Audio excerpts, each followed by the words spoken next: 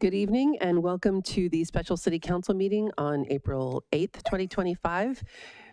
We have a quorum and we can begin. Can I get a roll call, please? Councilmember Maloney, Present. Vice Mayor Pearson, Present. Councilmember Mendoza, Here. Councilmember Orlemans, Here. Mayor Meyer. Here, please join me in the Pledge of Allegiance. I pledge Allegiance to the flag of the United States of America and to the republic for which it stands, one nation, under God, indivisible, with liberty and justice for all. For public comments, the public comment time for tonight's items for this special meeting will be 5 minutes each. In order to ensure that all speakers feel welcome to share their views, members of the audience are kindly requested to refrain from applauding or speaking to the council from the audience without being called upon first.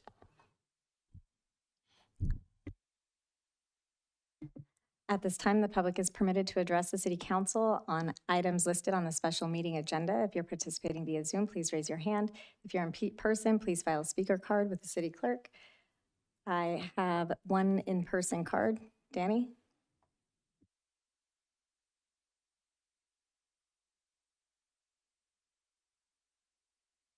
Thank you, guys. I'm just here tonight because of right now, the closed session. I hope Darren is considered, is accepted, and takes the adjective of interim off. He has shown all kinds of dedication and really isn't too much more that I have to say other than the last city manager. I don't know what the voting process was. I don't know why he was selected. He was. People have varying opinions on his work and his efforts, but c'est la vie. We're here right now, and I'm here to hope that Darren is seriously considered, not just for interim, but for city manager. See you guys at 7. I have no additional speaker cards or hands raised. Thank you. Can I get a motion to recess to closed session, please? I'll make a motion to recess to closed session. Second. All in favor? Aye.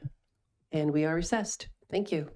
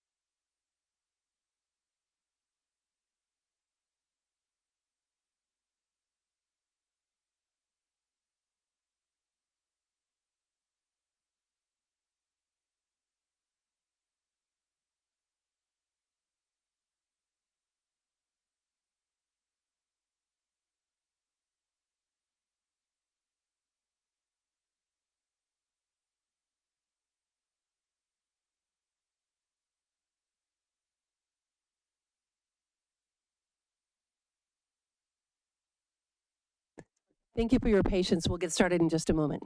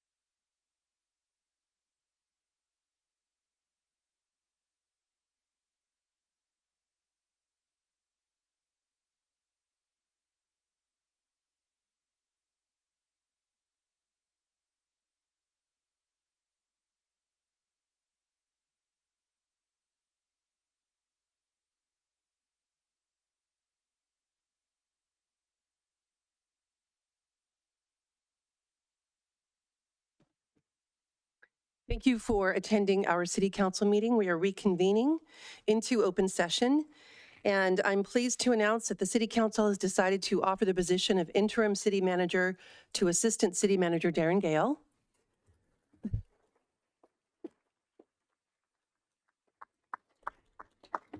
The council will formally consider this matter at our April 22nd meeting for a vote. And in reconvening, we have a quorum.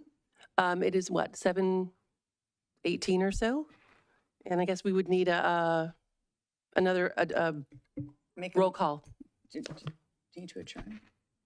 Oh, we have I to make a- adjourn. Yeah, I Yeah. make a motion to adjourn our special meeting. Second? All in favor? Aye.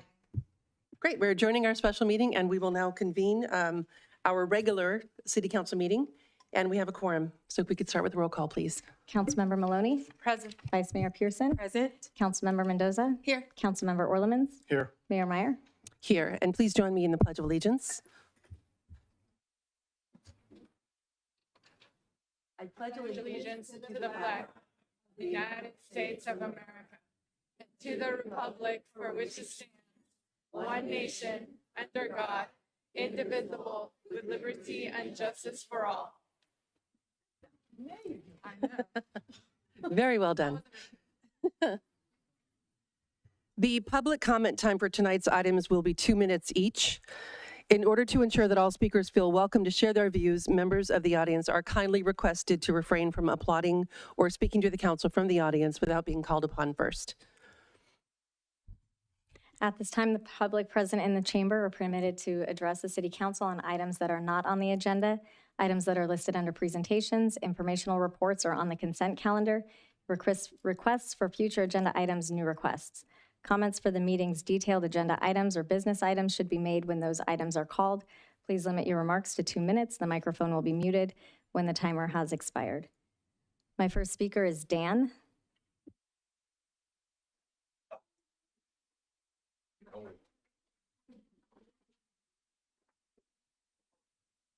Good evening, Mayor, Council. I'm one of many here that we're all in agreement that we'd like to have a Farm Fest in Brentwood this year. And it would be something that would stimulate the economy, be good for the environment, be good for everybody in the community. And I emphasize everyone. I personally don't like separatisms, different communities having different separate events. So I think that Brentwood should please consider this event. It will hopefully provide a fun, safe, wholesome environment for our families of all ages to come together. And Brentwood is a real beautiful city, and these kinds of things happened in the past. Corn Fest in the past is really a nice event, and we would really hope that you would consider that again. Thank you very much for hearing. Can I ask staff real quick? We have a, oh, go ahead. Thank you. We have a lot of people here holding signs up, and so I would like for staff to clarify if there is an item on the agenda tonight regarding this, if there's any discussion planned regarding a Farm Fest or any alternatives, if staff could address that. There's nothing been published for this agenda regarding any events or Farm Fest. This is the first time I'm hearing of it, but it sounds like there's interest in such an event. Given the fact that there's no item on the agenda this evening, now would be the appropriate time for the council to accept comments on this item. So if you are here to speak on this item, this general public comment period is the right time to approach the podium. Thank you. Go ahead, council member. Also, a lot of our events are put on by private entities. Actually, the majority of our events are private entities. Can someone in Park and Rec speak with Dan? I believe your name was Dan. Yeah. And they can walk you through the process of how you apply for an event and how you, what you do and what the role of the city is and what your role would be. Thank you. Thank you, council member. We can continue. Danny?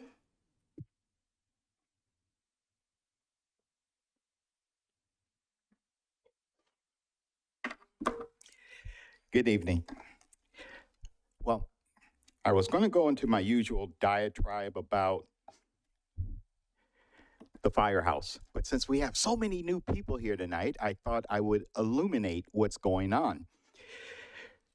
Contra Costa Fire District and Diane Burgess is trying to squeeze a new firehouse where the old one was, and that is, for those who live here, next to Veterans Hall. Now, only 2 minutes, so I don't have time to go into the whole land grab snatch like the Miwok suffered here. But for my major thing has to do primarily with the effect it would have on downtown, particularly our farmers market, which is going to be a discussion item tonight, and the Farm Fest. If this firehouse is built, there is absolutely no guarantee that we'll be able to have what we have right now or what it is you folks would like to have with the Farm Fest. Let that sink in. What you want tonight, if we have that firehouse built in that crowded downtown because they need rights of way, it has to be 24/7, 365.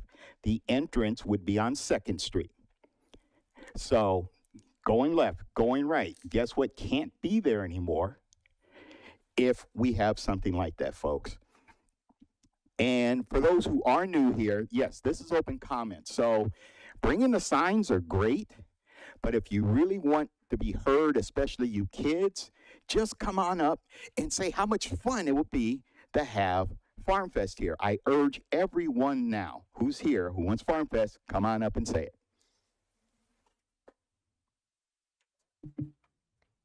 Tara?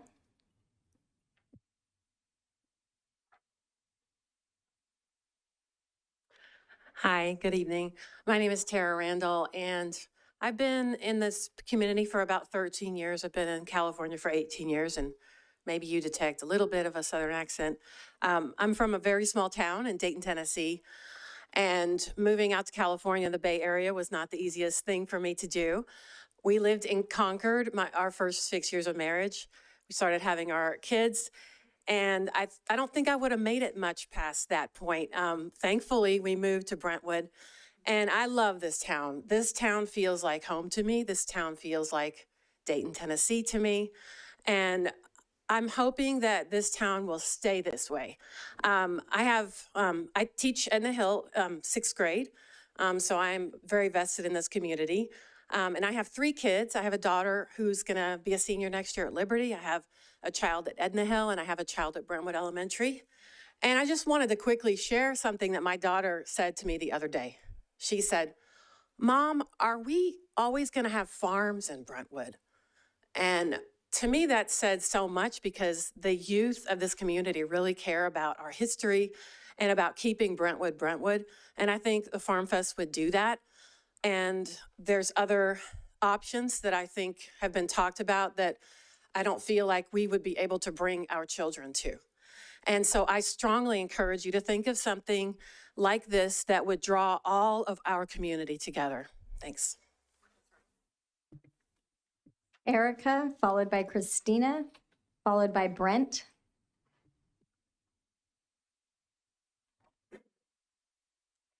Good evening, Council. I'm here to request an annual Farm Fest to be added to your, however you guys work it out, City Council agenda, Parks and Rec agenda, for the month of June. The idea for Farm Fest stems from the well-loved Corn Fest that was established in 1992, and it was held in City Park. According to the comments on thepress.net, the event was held downtown, and it focused on Brentwood's agriculture, heritage, and was a family-friendly event. And it helped to keep Brentwood's small-town charm, which is one of the things we all love about Brentwood. It feels like a small town, even though it's a growing city, and we have all the city conveniences, and it's still nice to have, it feels like a small town. So I just would request that we get this to be considered as an item that we could have as an ongoing annual event to bring the whole community together. We can honor our farmers and do 4-H with the local kids and have exhibits and, I don't know, corn eating contests or all kinds of fun stuff we could do and educate the kids. We could involve the Contra Costa Heritage Museum, and then like the farmers, I don't know, all kinds of fun things. You guys are hopefully somewhat familiar with what it used to be like, 10, 20 years ago. So I just request that you consider Farm Fest as an event for all of Brentwood to come together. Thank you.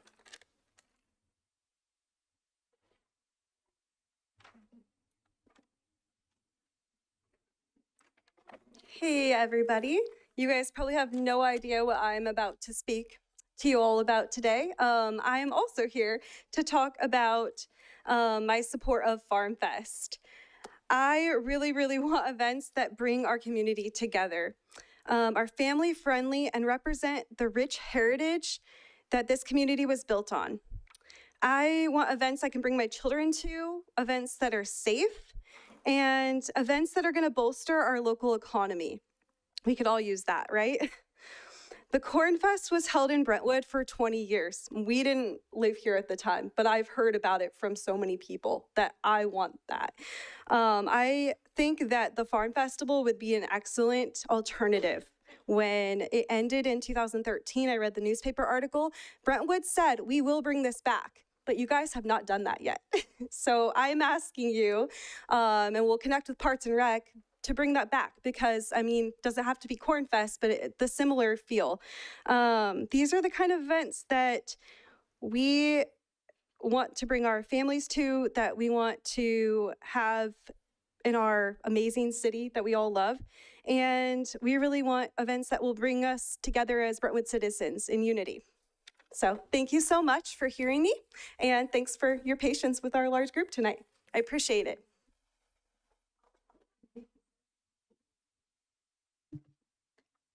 Brent, followed by Charis, followed by Joe. Sorry, just a little adjustment. Hello, Mayor. Thank you, council members, for your time. I also just wanted to come out and say, give support for having the Farm Fest in June, taking the time to highlight our special place that we live, the orchards that are here, the peaches, all that, and not hopefully the craziness of Memorial Day when everybody ransacks the orchards with the all picks. Of course, yeah. So I'll keep it short because there's a lot of people here. I just would like you to consider that. Thank you. I'd like to break in for a moment if I could. I want to be clear, again, everyone has the right to speak and everyone should feel encouraged to speak for their 2 minutes that have been allocated tonight. This is the first we're hearing about this. There has been no discussion whatsoever about a Farm Fest or it taking the place of anything else in June. We currently have Juneteenth, which has been a fantastic event for us to bring the community together. It's been very successful the first year. I'm absolutely 100% sure it's going to be just as wonderful this year. Hopefully you'll all attend. The Corn Fest was hosted by the Chamber of Commerce, not by the city. When the city park changed, it made holding it downtown a little bit difficult. So anyone is welcome to put something like this together. As Councilmember Mendoza mentioned, certainly a lot of the events that we do have throughout the year are privately hosted. Sometimes the city is involved with that planning. Sometimes they offer the support with the security or with the stage or whatever it is, and you can get involved in bringing those things forward as well. But this is not, there hasn't been a discussion about this because it has never come before us. A Farm Fest is not something we've ever heard of. And again, there isn't another event at this point taking the place of Farm Fest. I just want to make that really clear. So please continue with your comments. I just want to make sure we're clear about what we're seeing at this point and what's before us. Thank you.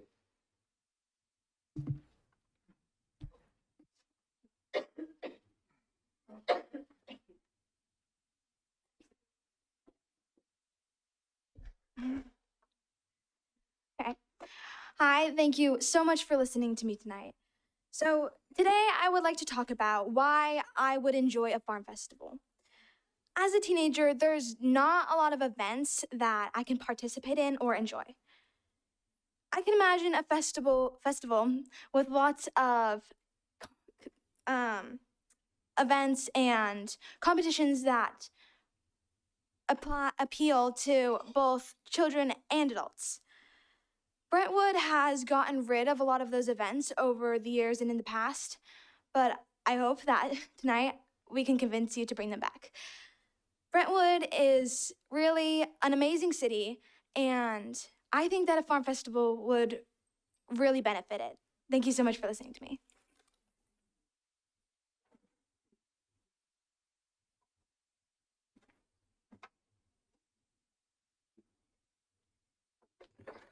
Good evening, Council. I'm glad that you brought up Juneteenth. So I understand that you guys had a Juneteenth parade or event, and I find that divisive. I don't think that that's inclusive. I think that a farm parade would include everybody. We are a community that come together, we help each other, we love each other, and I believe that having a farm fest where everybody's invited, there's no one group that it stands out over another. I believe that is the right thing to do.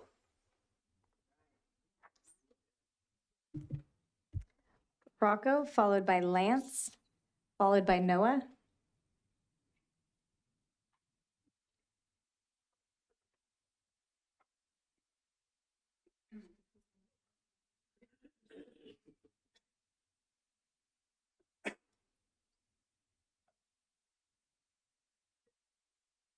Hello.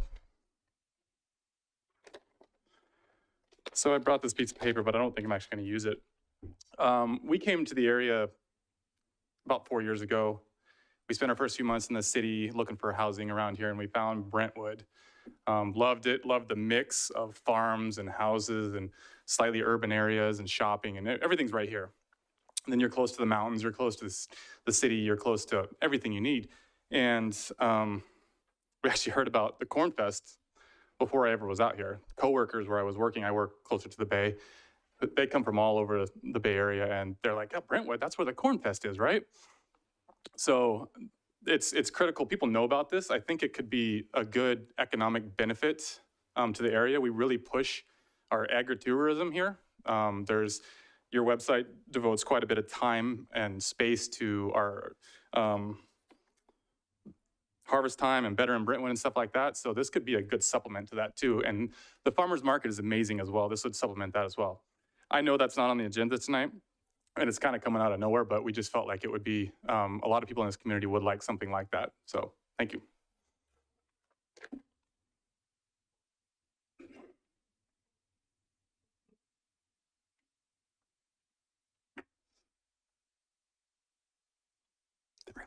Good evening.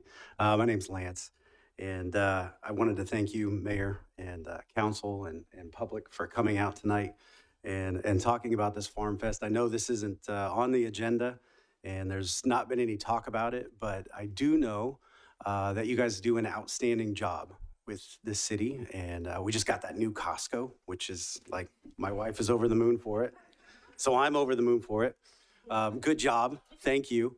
And we know that you can use those same skills to make something happen like the Farm Fest.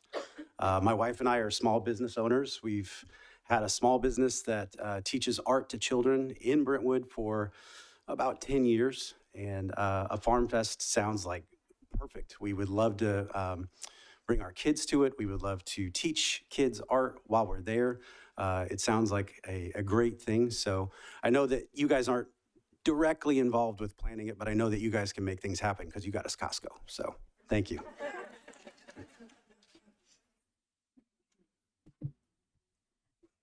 Noah, followed by Chloe, followed by Sophia.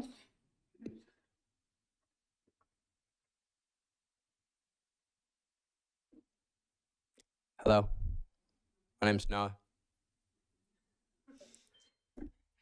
I am pleased to be here today to support the Farm Fest. I love farms. They're so festy. I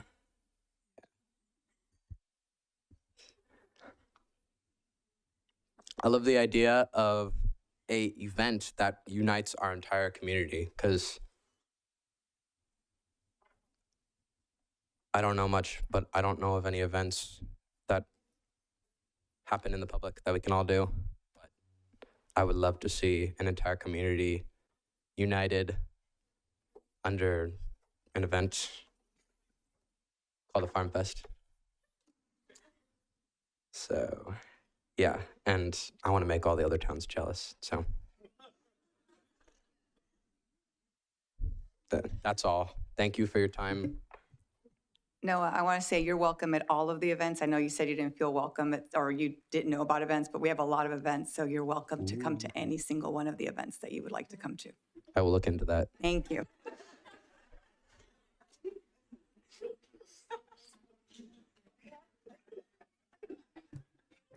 Chloe, followed by Sophia, followed by Chris.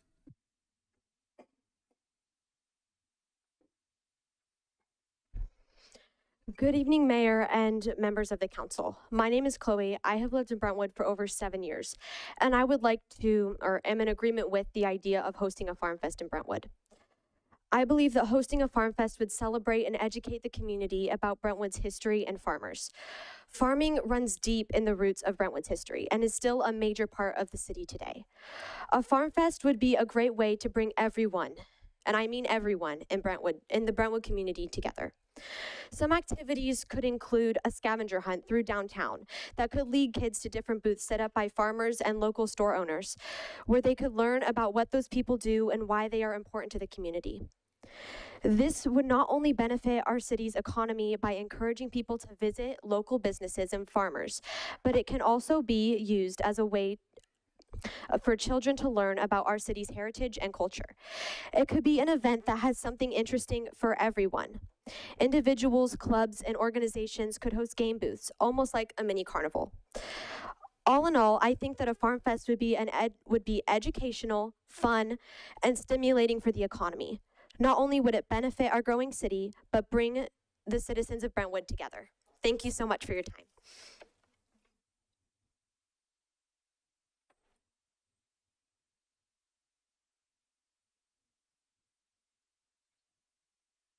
Hello, I just wanted to clarify, Sophia Campbell, was that put on there?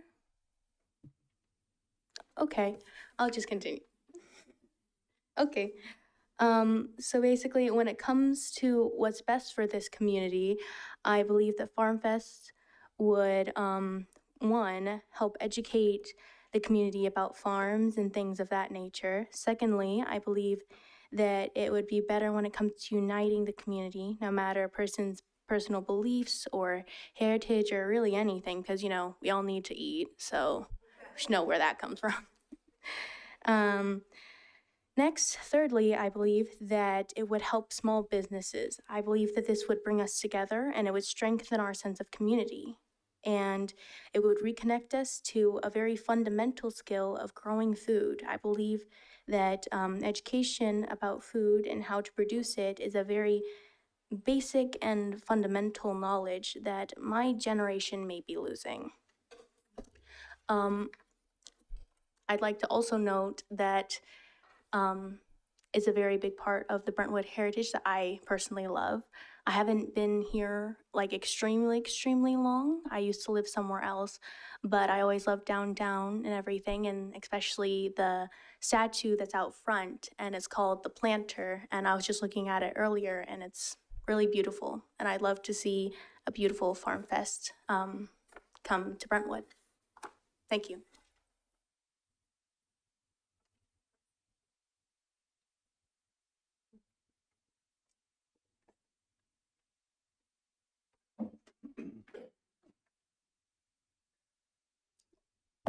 Good evening, guys. I'm here to talk about the previous agenda item to amend the ban on tattoo shops in the downtown area. I, along with my wife and 2 children, own a local shop that has been in Brentwood for over 15 years. I'd like to share some more progress we've made in our efforts to help show that having a legitimate license and regulated tattoo shop in the downtown area is what many residents would like to see, and to show the support we have from the downtown business owners.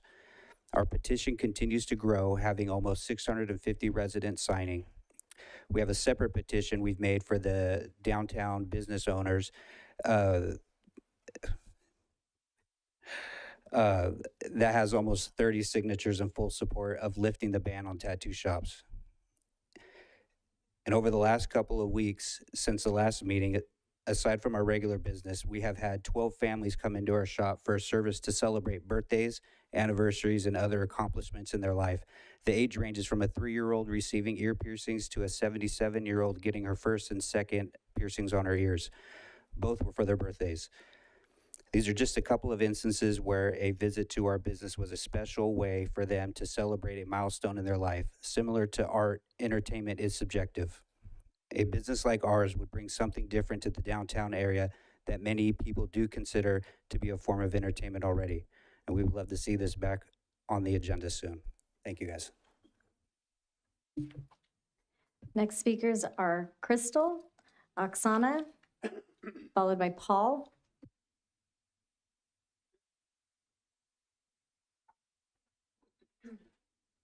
Hello, Madam Mayor and council members. Thank you so much for hosting us today.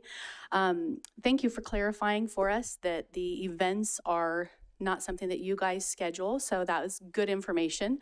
But hopefully all of our voices today are heard by the different people that do host events and are in charge of those things. This was, for me, a text message that was sent out, and clearly it resonated with a lot of people. I don't know everyone here, but we all like the idea of a farm fest, so hopefully, like I said, that's something that our voices will be heard beyond this meeting. I am from Nebraska, so the idea of a farm festival here and the Corn Fest is really exciting and something that I love, and something that we participated in with the 4th of July. There was a small portion of that with the corn eating contest and things like that. And it really does foster a lot of community. It really does foster a lot of excitement where people of all ages can participate in something that also is related and connected to our community. I think it'd be a family-friendly event, and quite frankly, something that our Brentwood area is known for, that sets us apart from all of the other areas within the Bay Area. I am an activity director at a local community here, and one of the things I do is look for events to send my people to. So we charter buses and take whole groups of people out to events like this. And so I do think, and I do know that it is something, if it's well advertised and well put together, could bring a lot of commerce to this community, and something that we're already kind of doing. So it's not like we're starting from scratch. There's already the farmers market. There's already events and cherry picking and all of those different things that are, you kind of have to know the season with, and you kind of have to have the right connection, because I've missed cherry picking season quite a few times since I've been here. But if there's something like the Farm Fest, then it can move forward in a way that really brings people back year after year. So thank you.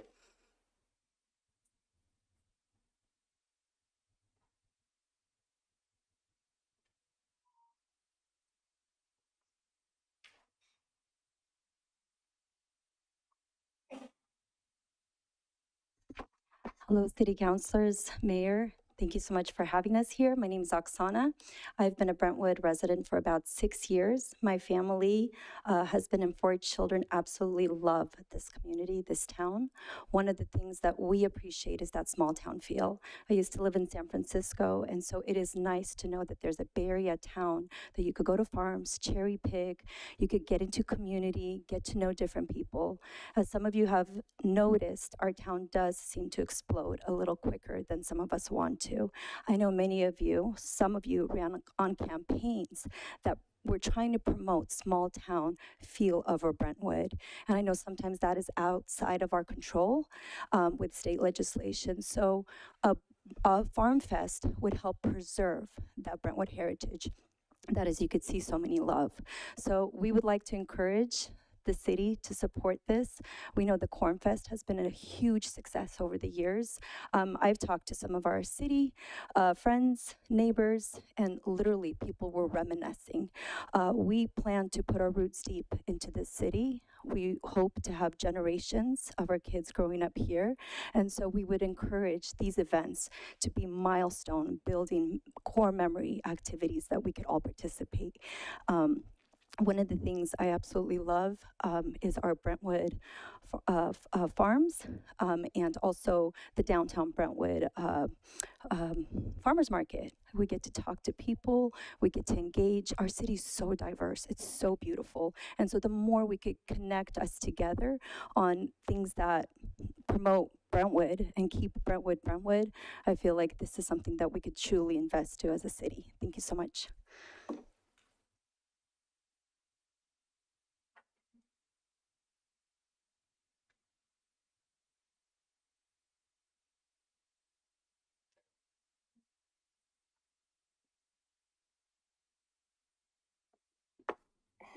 Good evening.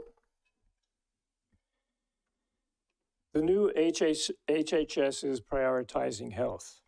With rampant obesity and a worrisome degree of chronic illness, we need a program to raise awareness of the dietary habits and food choices that are making us sick and drug dependent, beginning with counseling our students. Health authorities should mandate changes to the foods pervaded in our schools, which will have far-reaching health benefits. This power has already been exercised in a profoundly negative way.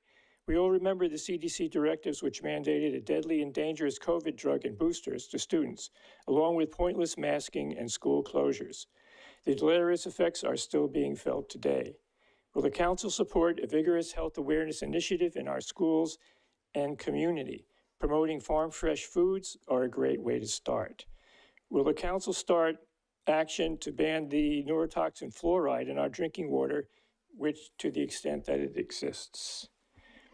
I also have not seen anything from you about the rollout of public disaster preparedness meetings like those done for fentanyl awareness. For example, a few well-placed and coordinated attacks on our electric grid by a dozen terrorists could darken Contra Costa and beyond, creating life-threatening conditions. Because SB 54 limits coordination with federal enforcement, we remain purposefully dumb and blind. Is Brentwood prepared for this type of asymmetrical warfare? Do we have a program to harden our infrastructure, including cyber and non-cellular communications? After discussions with a PG&E rep, I would say the answer is no. Thank you. Please refrain from applause. My next speakers are Gilbert, followed by Lisbeth, followed by Jeff,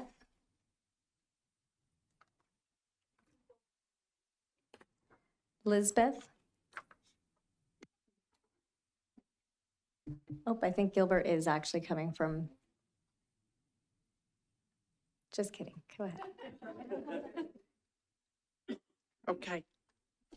Are you ready for me? Okay. Well, good evening, and thank you so much for honoring us by letting us share a little bit. I have been a 54-year resident of Contra Costa County, and 20 years ago, my husband and I took the big plunge and moved to East County, where that was where we knew that we came every year to pick our strawberries and to pick our cherries. But that's all we did. And then we decided to move. And we are so grateful that we did. We enjoyed all the benefits of everything that we have. And one of the things that we really, really enjoyed was the Corn Fest. We loved the Corn Fest. My husband is from a city and I'm from a valley. I'm from an agribusiness community, much like Brentwood. And so I feel very, very at home here.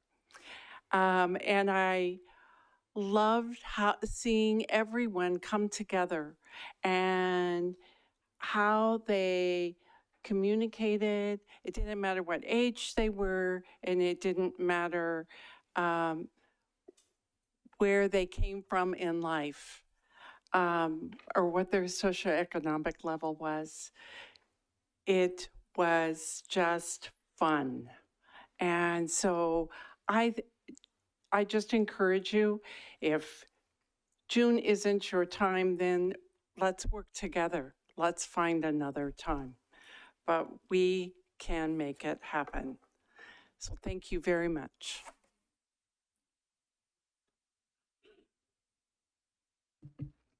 Jeff, followed by Cohen, followed by Amara. Good evening. My name is Jeff White. I've lived in the East Bay since the 3rd grade, so that's about 50 years. And one of the things that I appreciate about our eastern Contra Costa County is the agriculture. There's over 70 farms listed on the Brentwood farm map, and that is something that can bring people here to celebrate, to see what's going on in Brentwood, to see how can we live healthier? How do we have orchards? What could you do in your backyard? So a lot of that is missing from the current agendas, the current types of parades that happen in the state and across the country. We need things that can bring people together. And as was mentioned earlier, we don't need divisive type of events, divisive types of parades in our community. We need a community parade. We need community events that everybody can enjoy, that we can bring our families to, that we don't have to explain what's going on here. This is God's amazing planet. There's just an incredible abundance. You know, the Nunn family came to Brentwood in the 1880s. So 140 years ago, we had that type of heritage that we could be celebrating, that we can acknowledge. So that's what I'm putting in front of everyone here, that we have events focused not just for this summer, but for the entirety of your tenure here, that we have events that everybody can come to, that we can all celebrate. Thank you. I'd like to add that any event the city of Brentwood does have here, that everybody is invited to. It doesn't matter what month or anything like that. Everyone is invited, everybody is included. These events are designed for everyone to enjoy themselves and their family here. So I just would like to add that.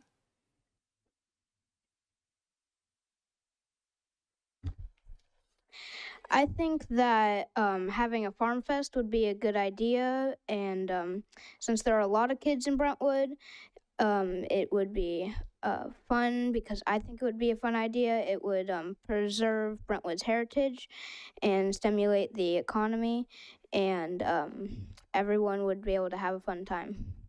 Thank you.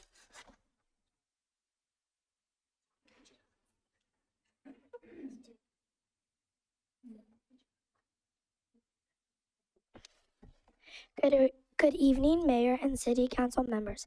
My name is Amara. I've been living in Brentwood for 6 years now, and me and my family have always liked a fun family activity. And when I heard about Farm Fest, I thought it would be a great opportunity to connect with other people and have a family exciting event in our community. Thank you. Amadeo, followed by Melissa, followed by Sandra.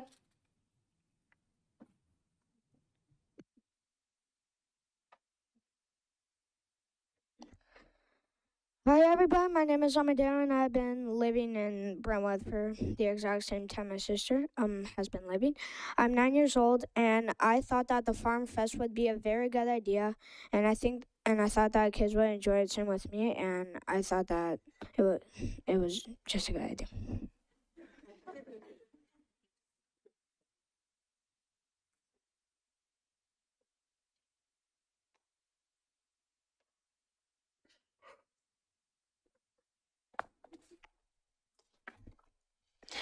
Good evening, Madam Mayor and City Council.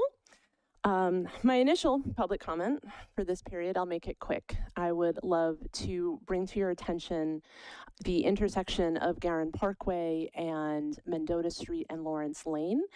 That portion of Garin Parkway is on a bend, and as we all know, people do not follow the 25-mile-per-hour speed limit on that road, and it is incredibly difficult when pulling out of Mendota Street to see the cars coming from the left. So I would love to see if there's maybe one of those rounded mirrors that could be put up on Lawrence, directly across from Mendota on Lawrence and Garin, so that would be a little easier to see the approaching cars.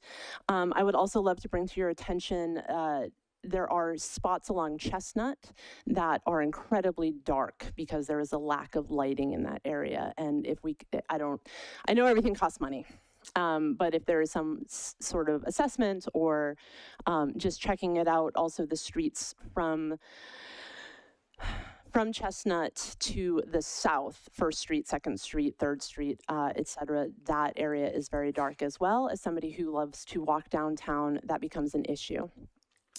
I'm now going to use the remaining part of my time to say how much I love the different festivals that are put on both by the city and private entities. It is a chance for me to bring my family to learn about what Juneteenth is, to learn what Holi is and other South Asian holidays, to learn what Dia de los Muertos is and how people of Hispanic heritage and Mexicano heritage and Latino heritage celebrate their loved ones who have gone on before them. They are all family events, as are the concerts in the park and the movies in the park. And I am not opposed to farming. I've worked as a farmer before. I love a farm fest.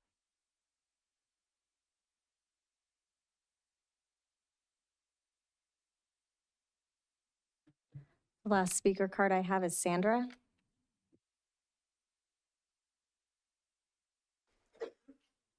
Good evening, all, and thank you so much for the opportunity to hear us and to speak. And I just wanted to shed a little bit of clarity because I think you guys may not know why we're here. So there was a message that went out stating that there was going to be a parade, and I'm not sure who is putting that parade on. Maybe the Diversity, Equity, and Belonging Inclusion Committee. I'm not sure, but from my understanding, this parade was going to air more of, and I'm going to say this with all due respect, more towards LGBT and that sort of promotion. And so the reason we are here is because we would like to promote a farm day, something that all the families can come to, because with LGBT, there's a lot of division. There's a lot of division in that because a lot of us don't feel that that is appropriate for our children. And we don't feel like we can have our families come to this event because it is against our moral values. And so that's why we are promoting rather Farm Day. And yes, we understand now that maybe you are not the right person or the right people to actually come in front of. But as somebody else said, maybe the people that are in charge would actually be mindful of the city of Brentwood and the community's wishes and what we prefer, because we feel that a farm day would give the entire community the opportunity to learn about our city. It would give us pride and appreciation for the land that we live on. And so we are here to promote community, unity, and not division. Thank you. Excuse me, I asked everyone to please refrain from applause just so everyone feels safe speaking. Thank you. I have no additional speaker cards. Okay, let's move into informational reports from council members, committees, liaisons, and staff.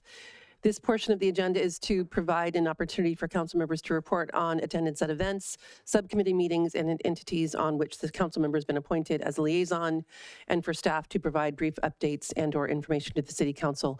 Public comments are closed at this point. We're going to move over to Councilmember Orlemans. You want to go first? Sure. Yeah, absolutely. Thank you. Before I start, I'm going to start my informational report with love and kindness shall I draw thee. With love and kindness shall I draw thee. And that's what I did all week. I attended the mayor's conference. I attended the school interagency meeting, in which I have an update about the path between the schools. There's been an update by both superintendents that the path holes have been filled and they now have a lease. I attended the lovely Juneteenth planning meeting, and as you all are leaving, I would so happily like to invite you to have everyone join us at all of our city-sponsored events, especially Juneteenth, where people were safe and had fun learning about America's history, especially the history of what Black and African Americans who built this country on their backs, who were inventors, and who were some of the best farmers ever to farm this planet, this country for free at their detriment. So please join us where there's a fun kid zone. There's a lot of kid activities. There's a blood drive where 75 people were saved last year, because with love and kindness do we draw thee. And also where there's a huge economic boost and a support of our local business, great food and amazing music, and a lot of dancing. Last, I attended a League of California Cities legislative discussion, and I attended a meeting in Sacramento because I believe our city is so important. I met with our assistant city manager. I met with our economic development manager, with our assemblywoman in Sacramento for over an hour to talk about ways we can develop the PA1 area and get infrastructure there, and an exorbitant amount of jobs, 2,000 to 3,000 jobs, hopefully, that pay higher ranges. I want to take this time to thank our Assistant City Manager, Darren Gale, for the time. It was an amazing meeting. And I want to thank Ricardo Noguera for all his hard work. And in his absence, Abraham Salinas for all their hard work on trying to get us the type of business in our beautiful, beautiful city of Brentwood, where everyone, all diversity and all people matter, and where we don't have to hide behind titles to disclude people from mattering. Thank you. Thank you, Vice Mayor. Councilmember Mendoza. I echo the Vice Mayor's sentiment. I think there's some misunderstanding. All of our events welcome everyone. There's events put on by the city, by the Chamber of Commerce, by the Rotary Club, by the Downtown Brentwood Coalition, and I have never, ever felt that they exclude anybody. So if you feel excluded, come and talk to me and we can talk about it, because I've never not felt welcome. As a person of color, I've never not felt welcome at one of our events. So it's interesting to me to hear that people don't feel welcome at our events. They've always been really safe, and they're great for the whole family. So these last couple of weeks, I attended the State of the City. Thank you to staff for, I know you worked really hard. It was obvious in the film that we saw. Thank you, Mayor, for your vision on this, because it's different than anything we've ever done. And it was 100 times better than anyone I've ever been to, and I've been to a lot of them. So thank you so much for your vision, and thank you, staff, so much for your work. I truly appreciate it. Thank you to the movie theater. I don't know where Sean went. I saw him, but for hosting at the movie theater. It was fantastic to have it there. Went to the Cal Cities Legislative Discussion Forum, attended the Planning Commission meeting, and I am excited that Central Cal has, as many of you know, purchased the streets of Brentwood, and they are actively reinvesting in that property. So you'll be seeing some improvements there that we're really, really happy about. Everyone is welcome there as well. And then attended the mayor's conference. So thank you all for coming out tonight. Thank you. Councilmember Orlemans? I want to start off by thanking everybody for being here tonight. And I know that's not necessarily, I don't know, every event the city of Brentwood puts on is open to every single person to attend, and they should attend. I have been to every one of the events. I have never felt excluded. I've always felt as part of the group. I've always felt that I've gained some education by attending events that of people put on by and hosting and celebrating people that are different than me. And that's okay. I do appreciate the fact that everyone came out tonight and voiced your opinion. That's what public comments is all about. That's why we have public comments. That's why it exists, so that you can give us your information, tell us how you feel, and we can hopefully gain some insight as to what we're going to continue to do in the city of Brentwood. Since the last council meeting, I attended the Tri-Delta Transit meeting, as well as the Employee Appreciation Day for Tri-Delta Transit, Boots and Bling fundraiser for the Vineyards Academy at Campos Winery, the State of the City address. When I first heard about the State of the City address, the new format, I wasn't a super big fan. I wasn't that excited about getting in front of a camera and talking. I'm not a big public speaker, but after having done it and saw the reception that it got at the movie theater, it was a very worthwhile event. I think a lot more people got the information than they have in past years, because the mayor had the foresight to change things up a little bit and make it slightly different so that we could all be part of it. It was a great event, and thank you for stepping forward and putting that together. I attended the closed session of City Council and agenda review, and that's it. Thank you. Councilmember Maloney?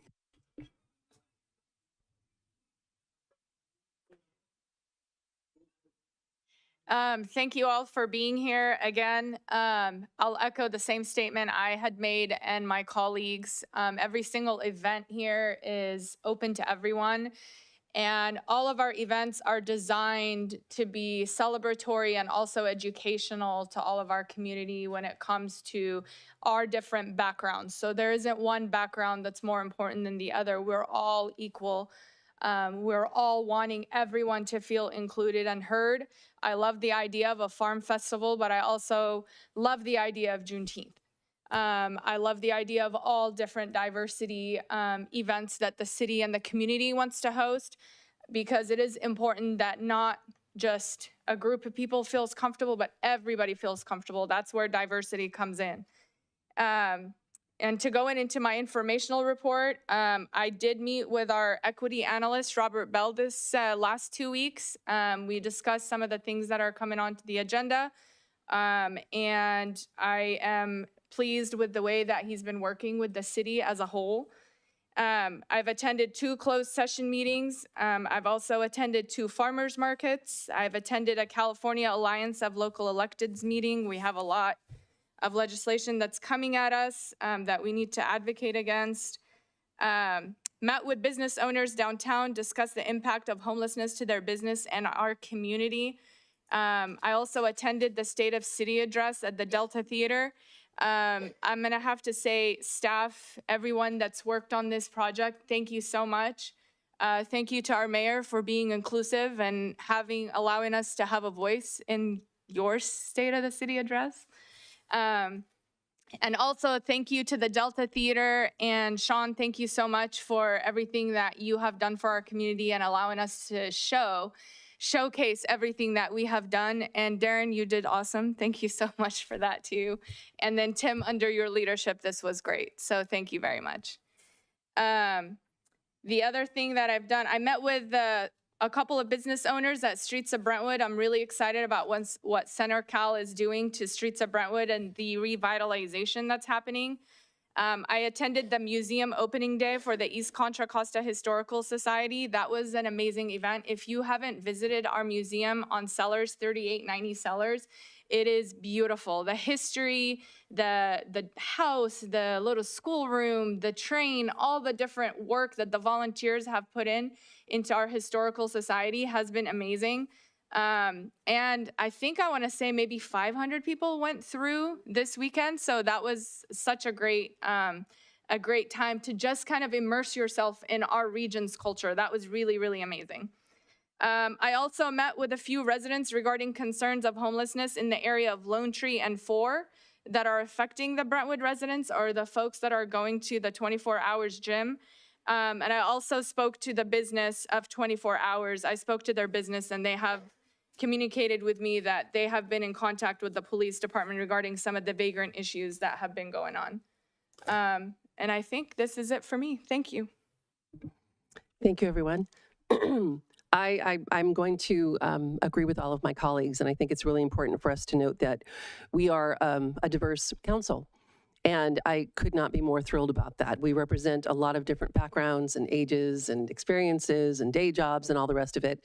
This is not a full-time job for any one of us. This is a job that we applied for basically to get votes to be sitting here because we believe that we wanted to serve the city, we wanted to serve the residents. And one of the ways we do that is by supporting all of the residents of the city and the diversity of the city. And what a beautiful thing our city is that it's growing in such a wonderful way, diversity-wise. But I think one of the ways we do that is by honoring each other's heritage and learning about that heritage and committing to bringing those things up, not hiding behind labels, but really more celebrating each other and understanding each other and trying our best to learn about each other. And I think the events that we've done, the events that we continue to do, the new events that we will bring forward are all with those things in mind. And they are all safe and they are all family friendly. And I look forward to seeing what we do in the future. I will say that if all of you want to organize a Farm Fest, certainly you can create a committee on your own and look for sponsors, maybe get a 501c3. People can do that. We've had people come forward with events before. The council did not shut down the Corn Fest. That happened well before any of us were up here. And it didn't have anything to do with city council then either. So just to be very clear, I am glad that you came and spoke. I'm glad that you felt welcome and comfortable to do that. Everyone deserves the right to be heard. I just want you to all know, for myself personally, I'm definitely going to promote the diversity of our city and celebrate it and learn from it. As far as my informational, I attended the final State of the City planning meeting with staff. A huge thank you to Darren Gale, our Assistant City Manager, and to Melissa Ballesteros from our City Manager's Office. Our City Manager's Office in general had a lot to do with the success of that event. Weblative, all of our directors and all of the teams that supported directors in bringing forth some data for us to share and some updates citywide for us to share about what's going on in the city. The State of the City and the event in general, both videos are available on our website if you go to the main page at brentwoodca.gov. Sean McCulley, who actually sparked this entire idea by offering us the use of the theater. The one thing I came to the city with was I didn't want to be the only one speaking, even though it's supposed to be the mayor's State of the City. I felt that's not really fair because the entire council works very hard along with the city, and everyone deserves to be celebrated. So moving on, Tri-Delta Transit Board of Directors meeting and the Tri-Delta Transit Employee Appreciation Day. I did the swearing in of a new Parks and Rec Commissioner, the State of the City itself, which I feel so good about. The first annual Rotary Good Character Award ceremony for Brentwood Union School District 5th graders. It was a fantastic event. Rotary, first time they did it, and they honored good character. So kids were just doing good things for their fellow students, doing good things in their neighbors, for their families. It wasn't about athletics. It wasn't about academics. It was really just about being good kids, and it was a wonderful thing to be a part of. Also attended the seasonal opening of the East Contra Costa Historical Museum, the planning meeting for the Community Day of Service, which is coming up Saturday. There are a few projects left that we're looking for volunteers for. Some of the projects are looking for example, there's a collection of hygiene products and school supplies and that kind of thing. There's someone who's looking for canned food. So again, if you go to the city's website, brentwoodca.gov, the Community Day of Service will flash by on the homepage, and you can click on it and find out what opportunities are open. Last year we had over 700 volunteers involved. It's a wonderful event. It brings people together and teaches them about service. I watched the Planning Commission meeting after the fact because we had a meeting during it. I'm also very excited about what's happening at the streets of Brentwood. And I want to share an update. BART is looking at putting the park and ride land, the parcel there where people park their cars and get a ride by bus to the BART station. They're looking at putting that up for sale through the state's Surplus Land Act. There is a board meeting on Thursday morning. You can go to bart.legistar, legistar.com if you want to learn more about that. You can also learn how to make comments if you have any feelings about that. As part of the Surplus Land Act, the first offer does typically go to a nonprofit developer. I'm not sure what is going to happen in the future with that land, but if you want to be informed about it, you might take part in the meeting and make a comment, or just, again, watch it to learn. So we are going to move at this point into presentations, and we're going to hear from our Brentwood Police Chief Herbert, who will present the Brentwood Police Department's annual performance report.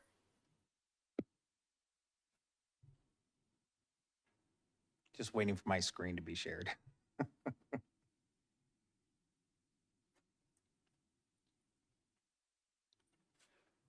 Okay, there we are.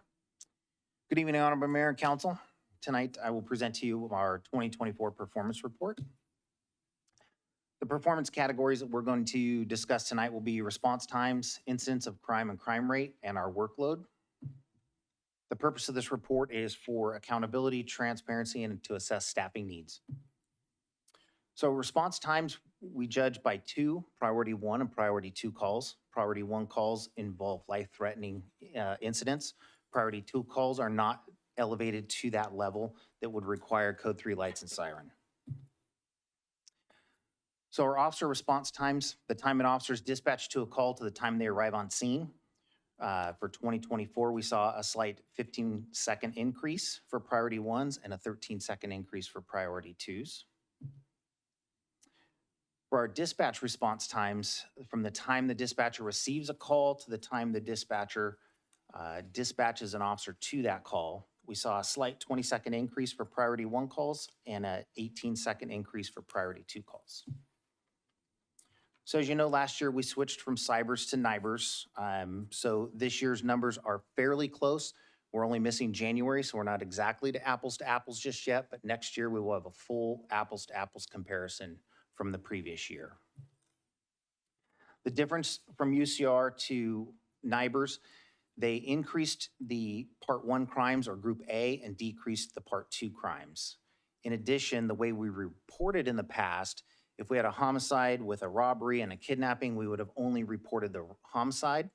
Now, with NIBRs, we report the homicide, the robbery, and the kidnapping. I apologize for the blurriness in this. For the life of me, I could not get it clear, but these are the expansive, more granular types of things we are reporting in Group A. And Group B, you can see how that has shrunk. So our crime comparisons between 23 and 24.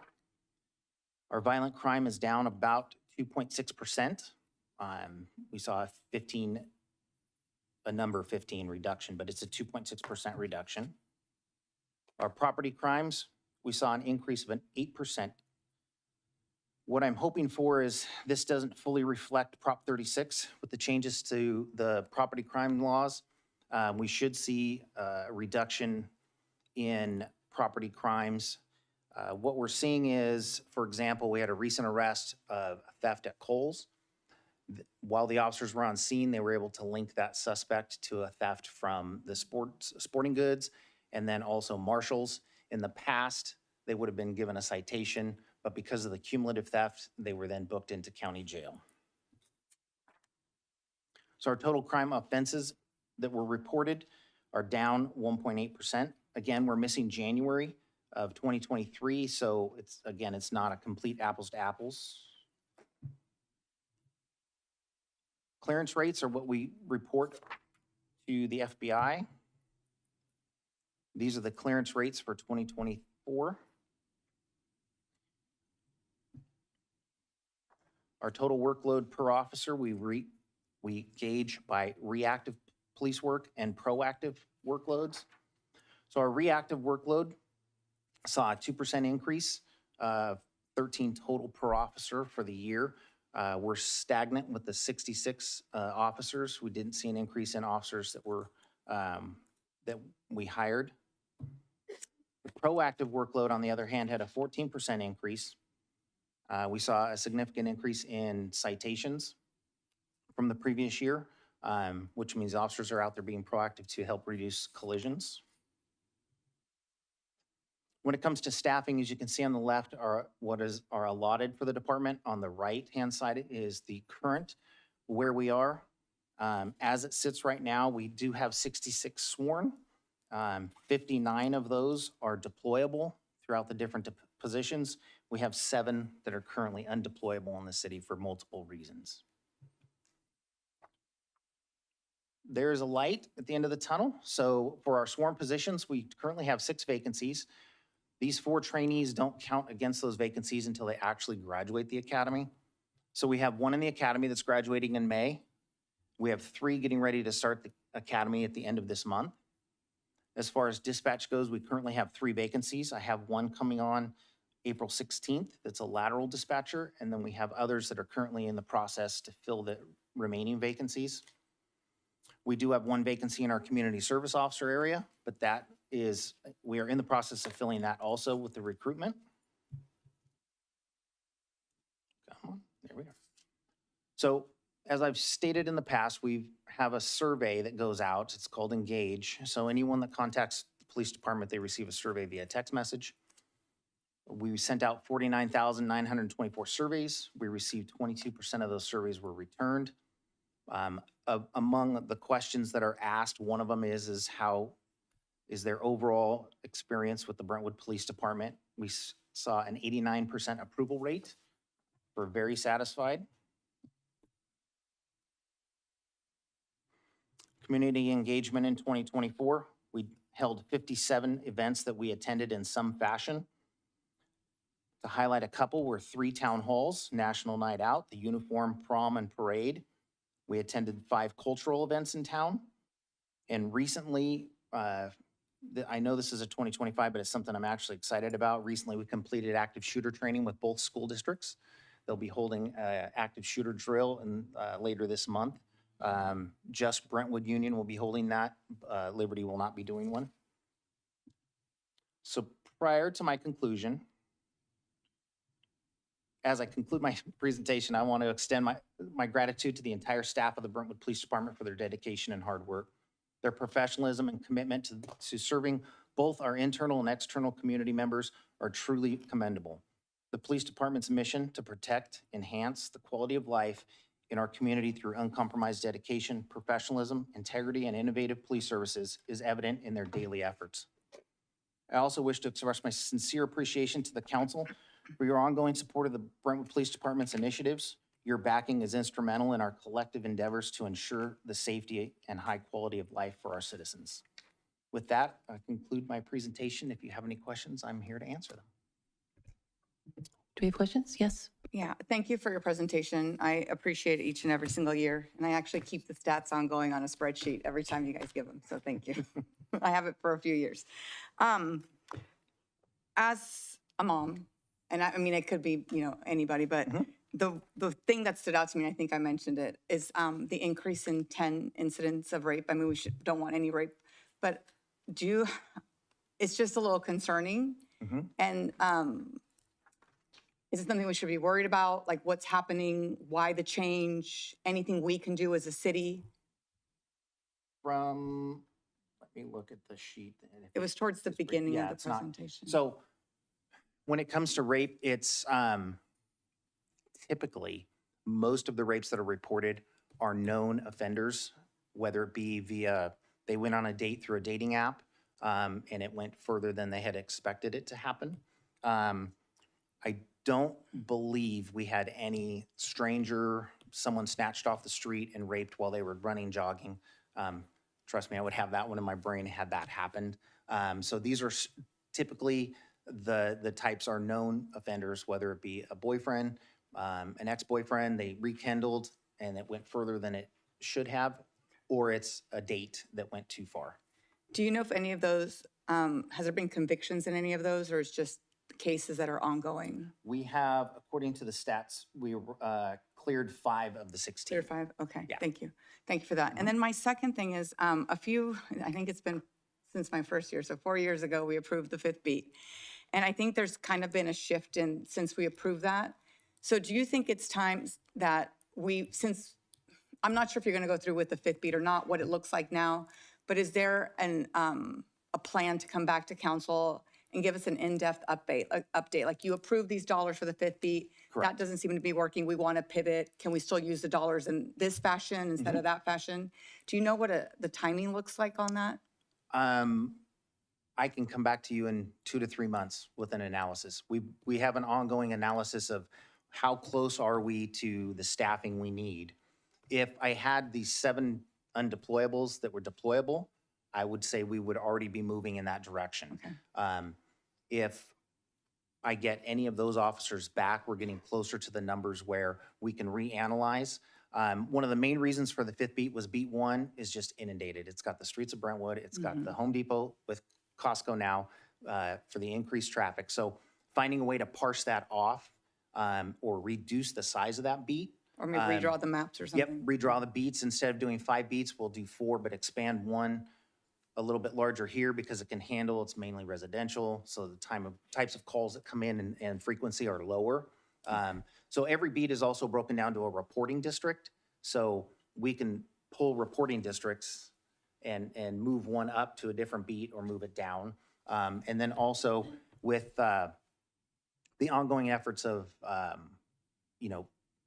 retail theft, there's always a possibility of, do we take those officers, redeploy them instead of to a 5th beat to a organized retail theft unit or a mental health unit, whichever seems to work out best for the community as a whole, versus just chopping up the city and saying, okay, now we're here and here, where we've seen significant changes in the city and the types of crimes we're seeing since we initially put it together. Yeah. So Does Centric Hall have a different plan for their security than was there when it was Fairborn? I believe there's still, I don't know if Lieutenant Peart's been part of that meetings, but my understanding is they've retained the current security. Okay. I don't know if they're going to replace it with a different company. Okay. I have not heard that they've decided to just get rid of it altogether. That was not an option from my understanding. It was a company switch, Okay. but they've retained the one they're currently using and evaluating the services that they're providing. Okay, I was just wondering if they might increase the services a bit, but yeah. Okay, thank you for everything. Again, thank you for the presentation. Thank you. Chief, I noticed your report said there was an increase in citations issued. Any of those have anything to do with the increased number of, anything relating to golf cart usage? I've been noticing an increase of youth driving, 2 youths, that's the movie reference, sorry, I couldn't help but do it. Youths driving golf carts around the Bay Area, around Brentwood, and especially in areas that do not even have golf courses. One in particular, in my neighborhood, minor looked as young as maybe 8 or 9 driving a golf cart on a public street. So if we can possibly have a little feedback for our residents about golf carts, enforcement. I'm asking a very compound question right now. I apologize in advance. No, that's I actually had a kid almost run head onto my vehicle the other day, driving a golf cart. They looked maybe about 10 years old. So yes, if you can talk about that. Yeah, I don't know or have a breakdown of the types of stats. I do know that golf carts are a fun item for families to purchase. They do need to understand that whether electric or motorized, it is a motorized vehicle, and you do have to have a license in order to drive it on a roadway. The other issue, not to pivot it from moving citations, but our other issue is e-bikes and young kids, electric scooters and young kids. I believe 3 of the 4 collisions involving kids and bikes on Balfour Road during the morning hours of school time have been kids on electric bikes. So we're having our bike rodeo, and we're also putting together some education for the school district on the e-bikes and the laws pertaining to them, and helping to educate our parents on, yes, it's fun, it's enjoyable, but there are consequences to having those as it relates to significant injuries that can occur when riding these e-bikes through town and or being on a golf cart, whether they're seatbelted in or not. It could lead to a catastrophe for sure. Thank you so much for that.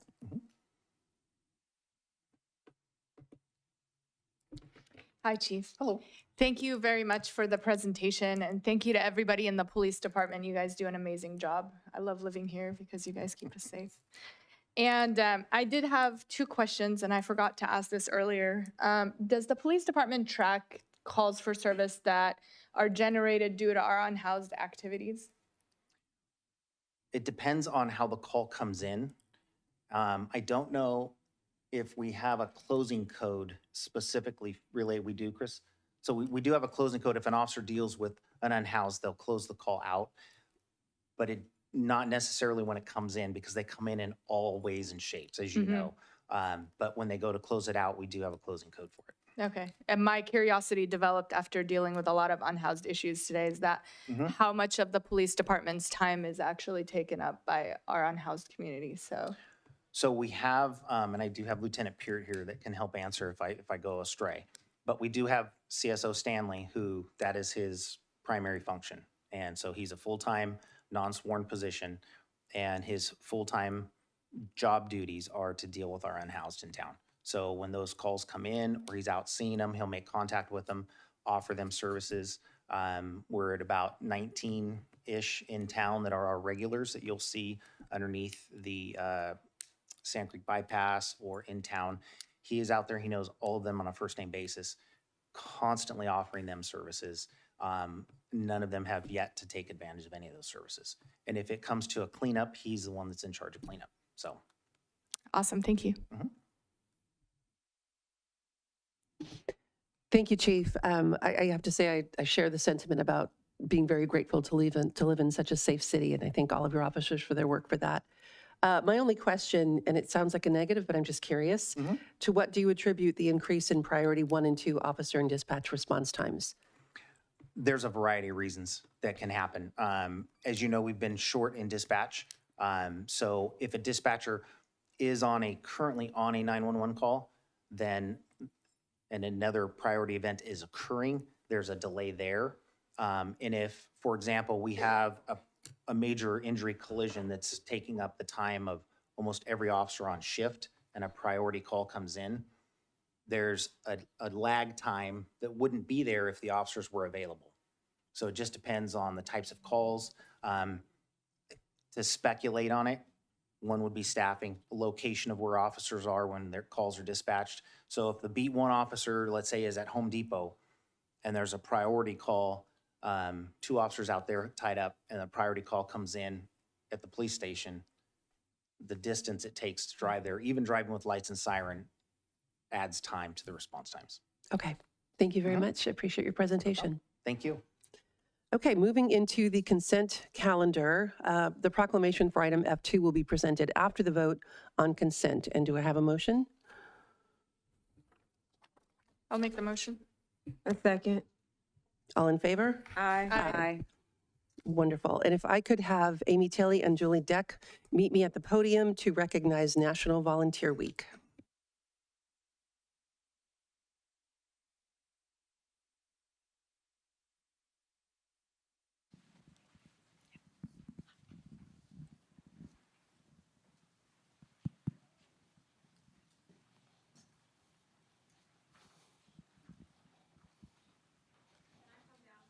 Absolutely. Everyone can come down. Of course. This is such a hot mic.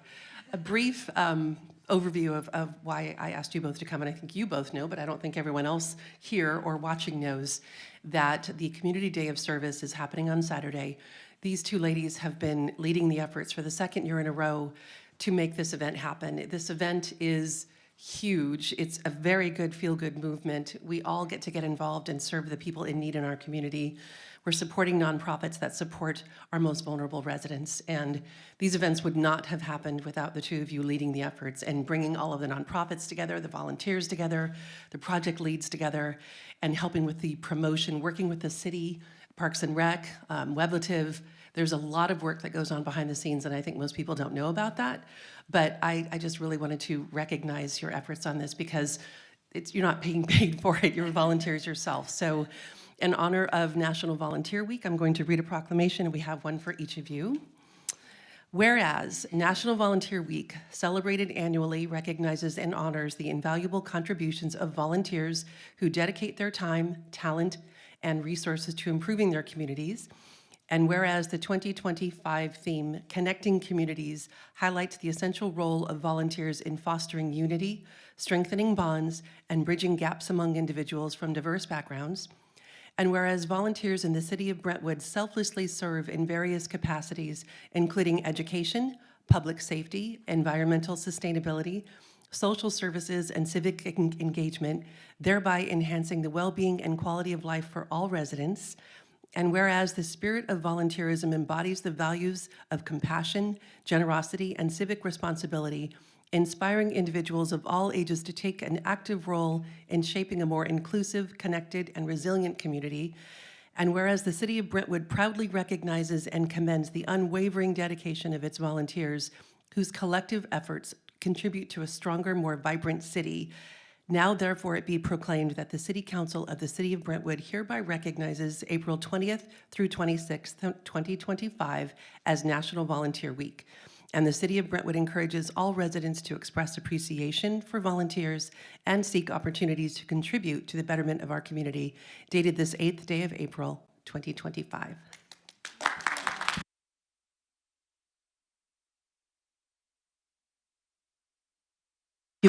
Thank you both for your service. Would either or both of you like to say a few words? You could promote this Saturday if you're not sure what to talk about. Well, thank you. Thank you so much for this. Tonight, a lot of emotions and a lot of things came up for me about volunteerism. And when we talk about different community events, I tend to think like earmuffs, kind of, but the government doesn't need to do everything for us. They can't, right? Like there's so many needs out there that are constantly unmet, and we can't just necessarily look to institutions to hand things over to us and create the world that we want. That's our job. And so I think when it comes to this day of service, anyone who's here today looking for other additional ways to make Brentwood more vibrant, more engaging for youth, definitely come on Saturday to the day of service. There are projects there for all ages, all abilities, over 20 different projects. And I absolutely encourage everybody of every age to get involved as much as they can. I came here not knowing a single person, thinking I would live alone in Brentwood without a single friend. That's true. I really believed that. And then I got involved in things, and now I'm just overjoyed to know you all. So thank you. Thank you so much. And thank you to all the volunteers and all of the nonprofits that Julie and I work with. You guys are amazing and inspiring, and it's just a joy to be a part of it. Yes, thank you very much for taking the time to acknowledge our work here, and thank you, Mayor. You're a vital part of this planning of the Day of Service, and we're really looking forward to Saturday and our community coming together, everyone, and doing something that helps our community one way or another. And it's from planning flower, to painting a wall, to collecting a can of food. It's as simple and as easy as anyone can ever expect. So we encourage everyone here, if they'd love to join us, we would love to have you, but we also encourage it outside of this day and every day. Thank you.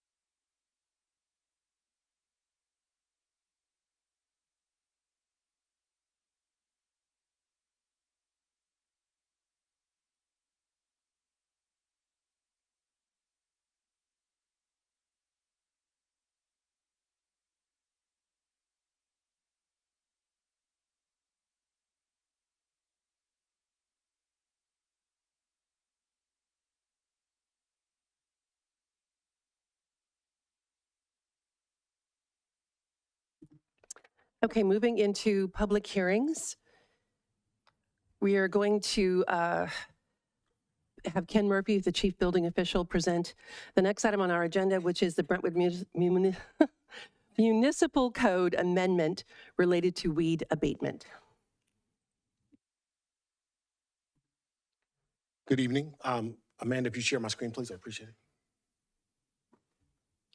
So the item we have before you tonight is the adoption of an ordinance amending the Brentwood Municipal Code 8.36.035 weed abatement. Weeds can be both a fire hazard and an eyesore, which can pose a danger to lives and property and deteriorate property values. The proposed amendments align with the Brentwood Municipal Code with the Contra Costa County Fire Protection District's standards for weed abatement by adopting them by reference and incorporate the California State Health and Safety Code requirements and add specific requirements for the use of livestock for weed abatement. The new ordinance will incorporate a link to the Contra Costa County Fire Protection District weed abatement standards. Some of the significant changes are that the fire district standards define fuel breaks for properties in excess of 5 acres. Smaller fuel breaks must be fuel breaks. So for properties in excess of 5 acres, the fuel breaks have to be disked or dozed. For smaller fuel breaks, they can be mowed. They can be small. I'm sorry. Let me back up here. Smaller fuel breaks have to be disked or dozed. The larger fuel breaks can be mowed. So when something's being disked or dozed, it means the earth's turned completely over to get rid of the fuel source. The amendments also cover a declaration, the city's declaration of a nuisance caused by weeds, and the city's procedure for abatement of the city by the city of weeds on private property in the event the property owner is either unable to or unwilling to do that. With respect to livestock, they've been used extensively in the past for the purpose of weed abatement, both in and around Brentwood, but our current ordinance is silent on the issue and does not provide the public or staff with any direction. These amendments will, while allowing livestock to be used for weed abatement purposes, limit the type of animal that can be used, requires animals to be fenced in, and limits the amount of time per year the animals can be on the property when being used for weed abatement. The ordinance also requires property owners that wish to use livestock for weed abatement to carry personal injury and property damage insurance to help limit the consequences of any potential negative impacts that might arise from the use of livestock for the purposes of weed abatement. That concludes my presentation.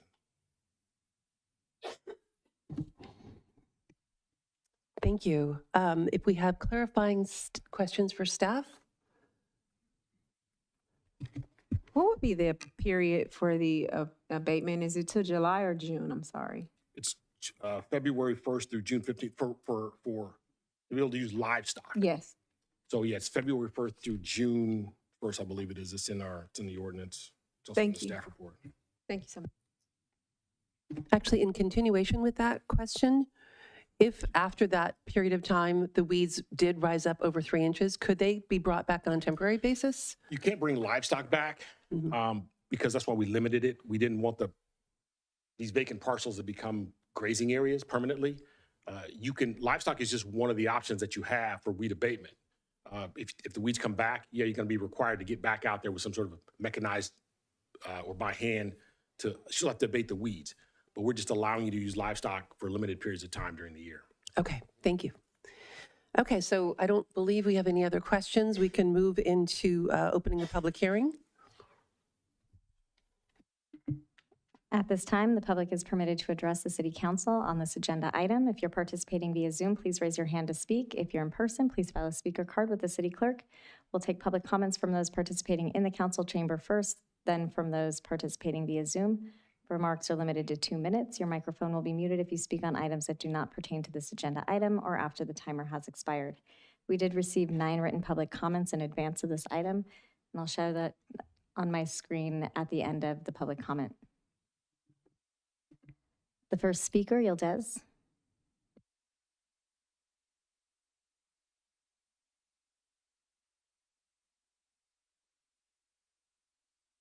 A time limit for this? 2 minutes is the 2 public minutes comments too time. short. Could you please make it I longer? can't change it halfway through the meeting. I'm But this sorry. is not that the was public established. hearing, and I really appreciate, then we shouldn't be here.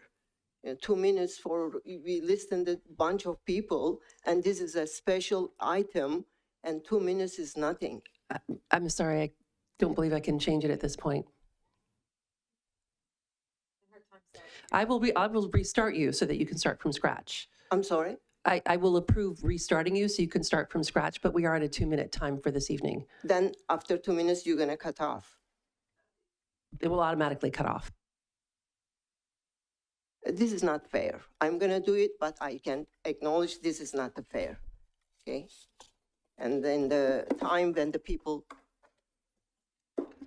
Okay, Honorable Mayor Meyer and the City Council and the city staff, thanks for giving me opportunity to talk here. I also thank Mayor Meyer to including the grazing livestock at the former Deer Ridge Golf Course as an agenda item. Unfortunately, Deer Golf Course related issues have never ended last 9 to 10 years. We are here again at this time, the livestock grazing issue in reality is livestock raising in our backyard. Deer Golf Course is not an ordinary open space. The Deer neighborhood is surrounded by a former golf course. Deer homes are embedded within the golf course and cannot be isolated from each other. We bought our home not on agricultural land. The former Deer Ridge Golf Course is not agricultural land and should not be treated as such. Deer Golf Course vegetation was always cut with lawnmower, not by livestock grazing. This land is not appropriate for grazing livestock as weed abatement. It is surrounded by a single-family homes. Livestock grazing in a residential neighborhood is not acceptable. Not are the cattle grazing signs. Both will decrease the value of our homes.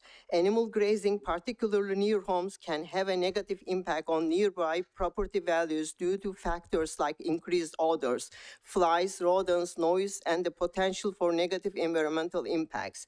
With studies showing a decrease of up to 17% within 2 miles of animal feeding operation. The closer a home is to an animal feeding operation, the more significant the potential decrease in value. There have been several studies completed on this matter. You can order an environmental impact report to see to. In addition, I saw some of the workers at the former Deer Golf Course spraying some materials next to fence of neighbors who have houses facing alongside Rancho Wood.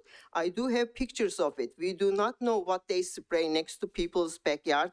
Those chemicals can be health hazard as well as who makes them right to spray that. At this operation is about not using commercial. The speaker's timer has expired. The next speaker is Clifton.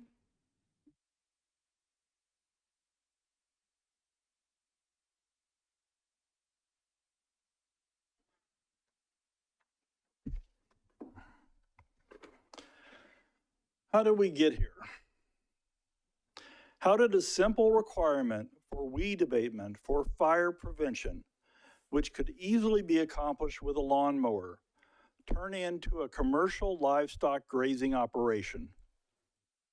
Now, with this revised weed abatement ordinance, we are discussing goats and sheep versus cattle for weed abatement.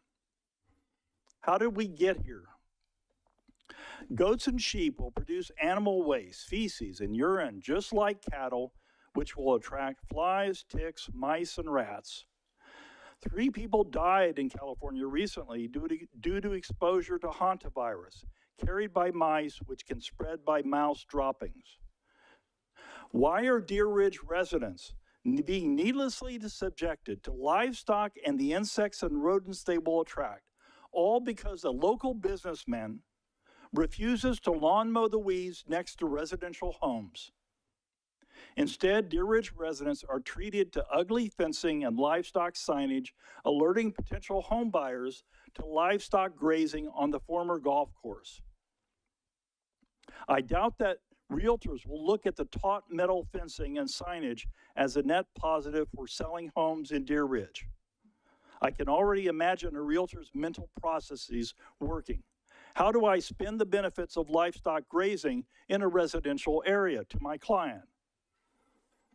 How did we get here? The answer is that the Planning Commission, City Council, and staff will do anything and everything possible to accommodate a local businessman.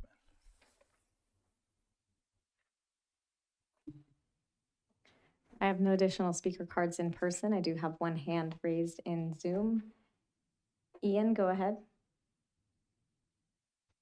Can you hear me? Yes, we can hear you. Hi, first disclaimer, I do not live in Deer Ridge, but by just looking at this, it appears that council just does not want to allow cows.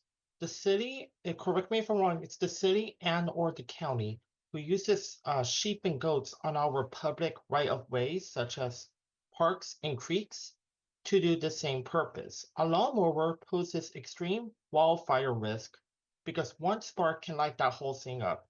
I highly doubt the neighborhood of Deer Ridge, nor anyone in Brentwood want to have a wildfire in the middle of the city, because that won't just destroy homes and cause issues, but it will destroy our insurance in this city. So I trust council to make the best decision, but I want to make sure that the residents of Deer Ridge are informed. If you have an issue, please consider looking at what the county and the city does with our parks and creeks. And if you don't want this happening in your backyards, then you should also pick up the fight with the public right of ways. But thank you for council for at least limiting it away from cows, because cows is an overreach, but goats are more reasonable. Thank you. My next speaker is Marisol. Go ahead. Thank you. I just wanted to say thank you for bringing this forward. And I'm a Deer Ridge resident, and I am fine with the livestock and appreciate everything that they've been trying to do at the golf course in terms of fire protection. So whatever we can do to help Sean and anyone else to help with fire prevention is greatly appreciated. Thank you. I have no additional hands raised. Thank you, Amanda. Can I have a motion to close the public hearing? So moved. Second. All in favor? Aye. Public hearing is now closed. Can we get into discussion? I'm not sure which one of you was first. I appreciate staff time. I appreciate your report out to us. It was very thorough. Thank you for your presentation as well. And I appreciate the time spent to this. And I appreciate everyone's feedback on the subject matter. I know it's been quite a few sessions. I think staff did an exceptional job with this. And I want to add that, you know, I hear as a resident, you know, our concerns when our homes are near areas, but I think all of us knew that Brentwood was an agricultural city. You had a lot of people here talking about what they want because they enjoy us being an ag city, and I think we all enjoy the agricultural component of Brentwood. And so just want to talk a little bit more about the animals are environmentally friendly. They emit no emissions, no fuel, no synthetic chemicals that leach into our soil or water sources. I was just at a meeting with the mayor's conference, and there was a presentation by East Bay Regional Park District. And the executive director of the board, the board president just stated that East Bay Regional Park District uses the goats and the sheeps for all of their weed abatement. They actually now rent out the goats and sheeps to cities for the weed abatement. Another thing of why I support this as written is that it's cost effective. It promotes healthy soil in a city that is an agricultural city. And after what we saw that happened in SoCal, knowing that we have some issues with water in the state of California, this promotes fire protection in dry regions like California, protecting us from wildfires. So I wholeheartedly believe that it is in our best interest to move forward with this as prepared by staff and as recommended. I just said to someone last night, I wish I could make everyone happy all the time, and I can't. And Yildiz, you know I have a soft spot for you. You've always been great. You're a great resident. You care about your city, and I so appreciate you for that. I also understand that it's no longer a golf course, and it's private property. We, the city, are not the ones that are responsible for it. There's a private owner who owns it. And we need to make sure that it is as safe as possible and they need to cut down the weeds. So I think that is the most economical way to do it. I also think I'm a little bit, I have a different perspective, having grown up in East Oakland. The goats were always off of 580. I'm used to seeing goats everywhere in East Oakland. It was never a surprise for me to see it. People had them in their backyards. Where I currently live at the end of the street, there's always goats there. So I think it's the right thing to do for our city. I think it keeps us safe. I also think that, we all complain about not wanting development, right? It's like, you can't have everything. I was part of the people who fought the no rezone so that you wouldn't have apartments on that golf course back in the day. So I will do what I can to make sure it remains open space. That's why we passed Measure Q. And if having goats is something we got to do, I have to be supportive of that. And I wish I could make everyone happy. That's the hard part of this role, is that, sometimes people aren't happy with your decisions. So I'm sorry for that, but I am supportive in having the livestock there to make sure that the land is cleared and is as safe as possible. I want to thank staff for the staff report. You guys did an amazing job, and I know there was a lot of work put into this. We truly appreciate it. Speaking a little bit later on as a council member, I end up using the word ditto a lot, but I'm not going to. I completely agree with the use of the cattle or the sheep and the goats for the clearing of the weeds. We have to be concerned about the wildfire dangers. I agree with what Ian was saying about the use of lawnmowers or weed eaters create an additional fire hazard. This is the most, not only economical, but the safest way to accomplish the weed abatement that's needed in an area that's no longer a golf course. So, thank you. I just wanted to thank staff. Thank you very much for all the hard work that was done. And thank you for all the comments, whether they're pro or against.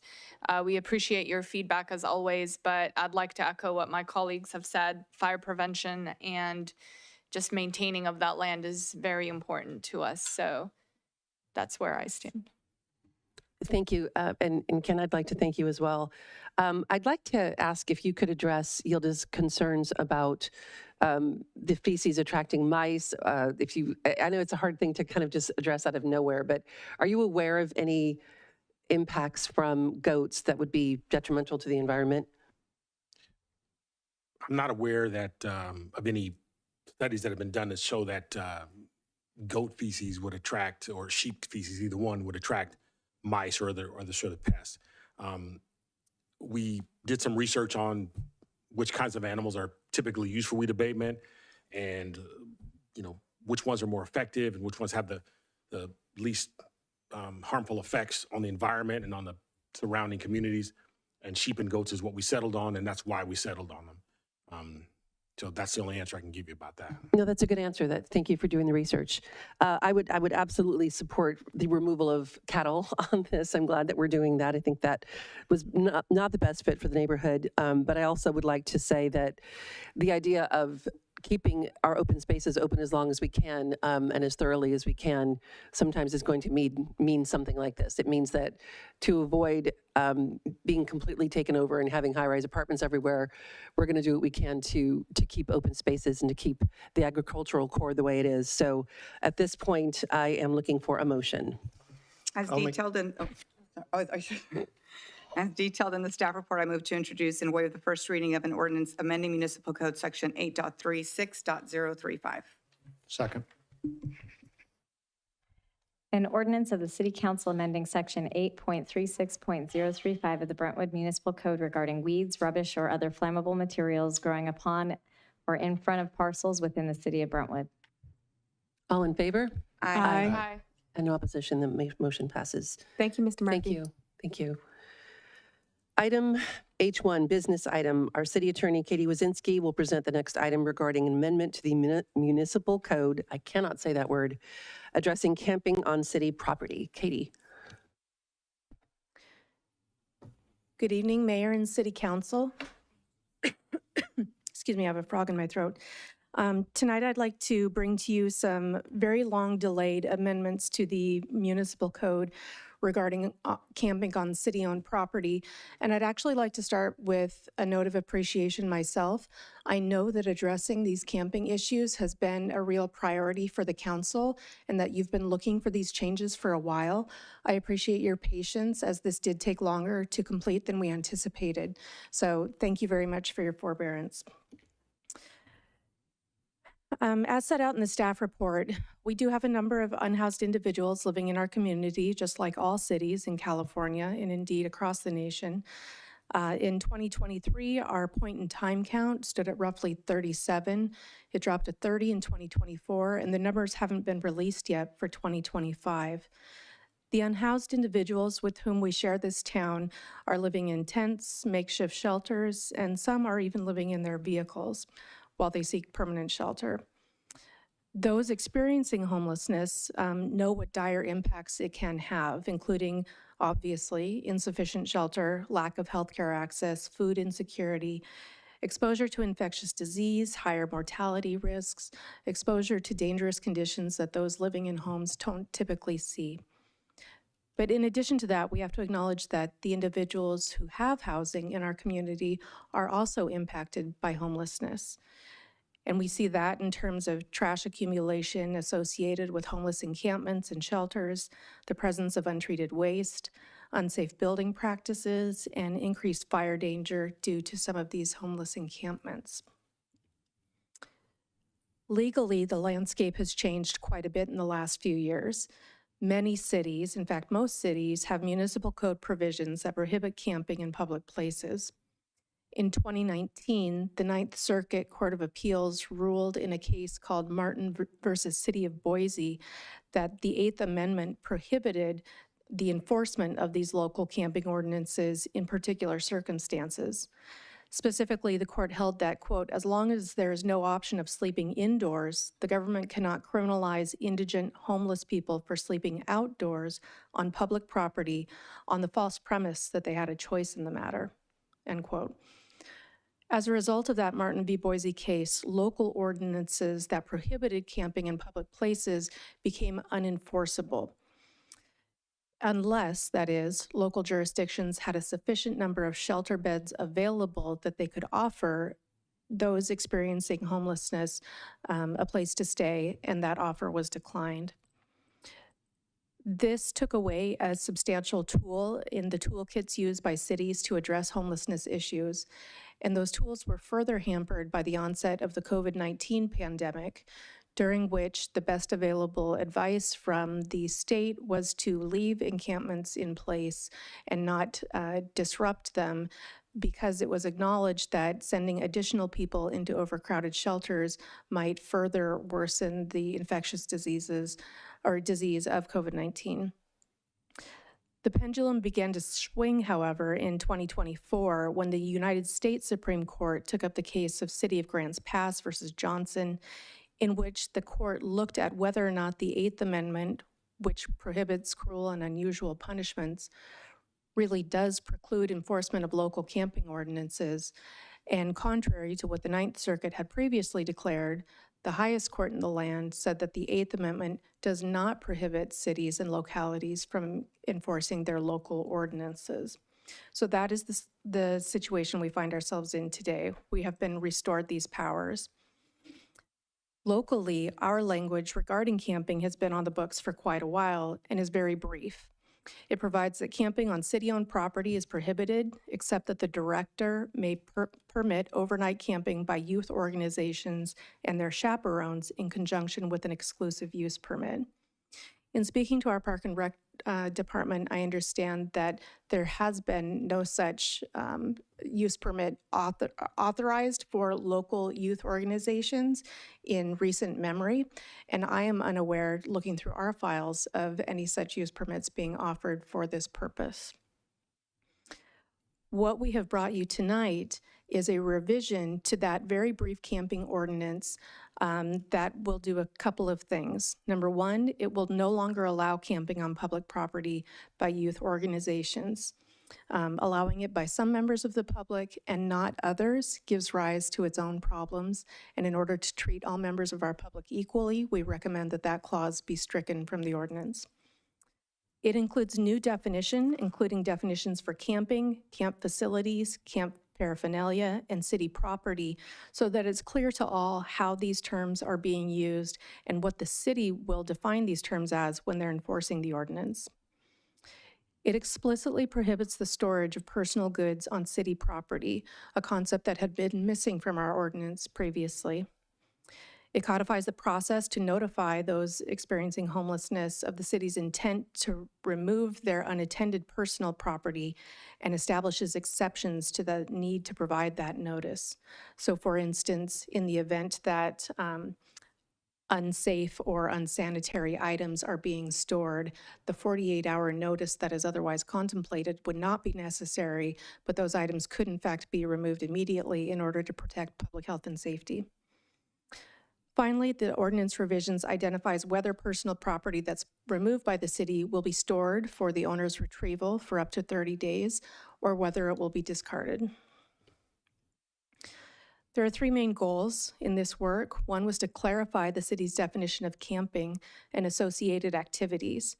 You'll remember that the very brief language that we currently have on the books provides no definition. And in order to communicate clearly with the public and for our officers to have clear direction from council, it's important that that term be understood by all. Second, in order to provide the entire community with an understanding of what activities will and will not be permitted on city property, these changes were necessary. And third, we wanted to provide the unhoused with information on how their goods would be treated in the event they're removed by the city.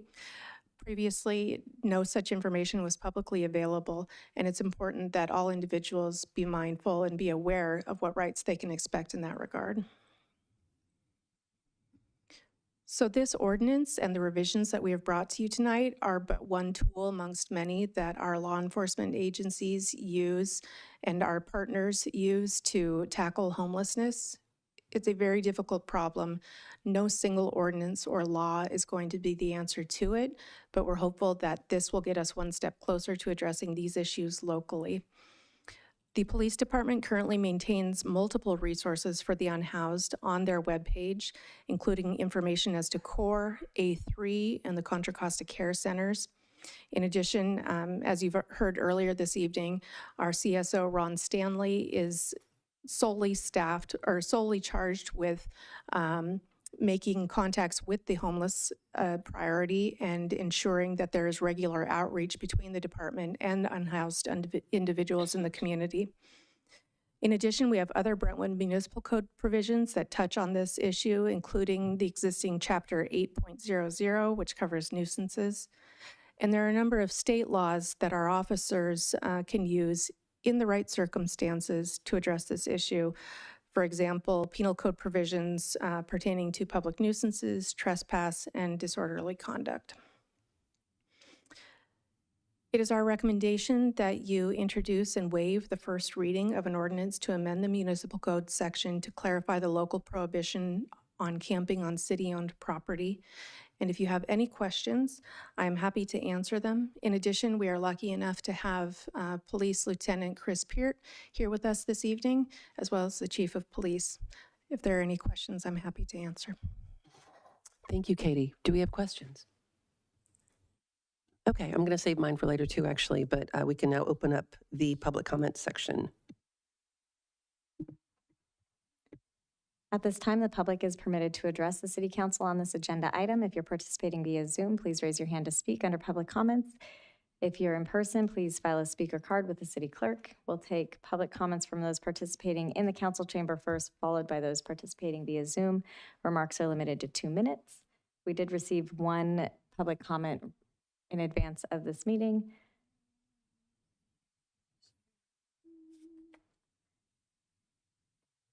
I'll call my first speaker, Amy.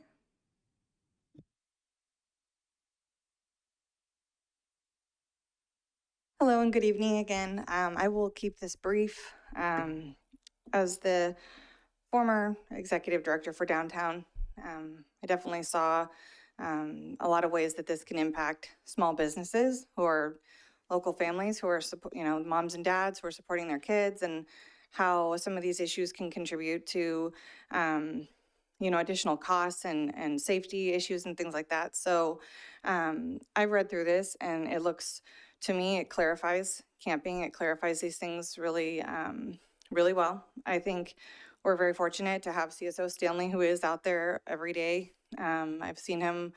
I can see him when I'm driving down the freeway. I can see him out there doing his work, and I think we all agree it's super important to provide all of our residents, even our unhoused residents, with compassion and empathy and dignity.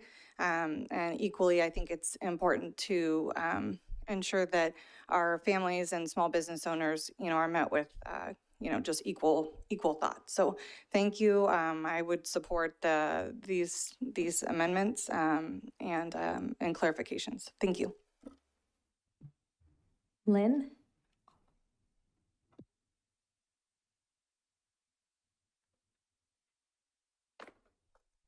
And I can see everybody. Good evening, Mayor and council members. My name is Lynn Tay, and I am the current president of the Downtown Brentwood Coalition. And I just wanted to speak tonight to say that the DBC supports the agenda regarding the proposed update to Brentwood's anti-camping ordinance. While it is important that we address our unhoused with compassion, dignity, and assistance, there are situations that arise where help is offered and declined. In those instances, we feel it is important that the city and police department have the ability to take action. We support the inclusion of new, reasonable anti-camping requirements that will help maintain the safety, cleanliness, and accessibility of public spaces throughout Brentwood. In downtown, there is a continuing issue involving an individual with a mattress and personal belongings impeding the public right-of-way. Assistance has been offered multiple times, but always declined. While we must treat everyone with empathy, we also must acknowledge that some individuals, by their own choice, refuse engagement and create ongoing issues that affect local businesses, families, and public safety. The new ordinance provides tools to address these situations in a fair and consistent way. We encourage the council to adopt the proposed updates and continue supporting robust outreach services alongside clear expectations for the use of public space. Thank you for your thoughtful work on this issue. The last speaker card I have is Melissa.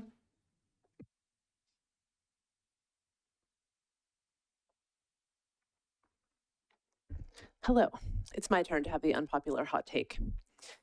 I am deeply concerned about the proposed amendment to the city's camping ordinance. While I understand the intent may be to address public health and safety, this policy, if enacted, will have devastating consequences for our most vulnerable neighbors, especially those currently experiencing homelessness. And for those of you who don't know, the only home that I have ever owned in my lifetime was a 1970 VW bus, which I lived out of for 2.5 years. This amendment does not solve homelessness, it criminalizes survival. It targets people for engaging in basic life-sustaining activities, sleeping, resting, storing belongings, and cooking food. It punishes poverty and lack of shelter as though those are crimes, when in fact they are symptoms of structural inequity, disinvestment, and a housing crisis that this ordinance does nothing to address. The language of this amendment is broad and punitive, and empowers the city to displace people repeatedly, confiscate or destroy their belongings, and erect bureaucratic barriers to the retrieval of what little they may have left. And while the text claims to offer notice and access to services, we know from experience that services are often full, underfunded, or inaccessible due to mental health, disability, trauma, or fear of enforcement.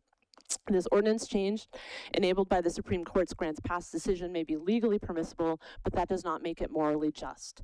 Essentially, all it does is push the issue out to neighboring cities, making it their problem. Our city has a choice: to treat unhoused people with dignity and compassion, or to push them further into the margins.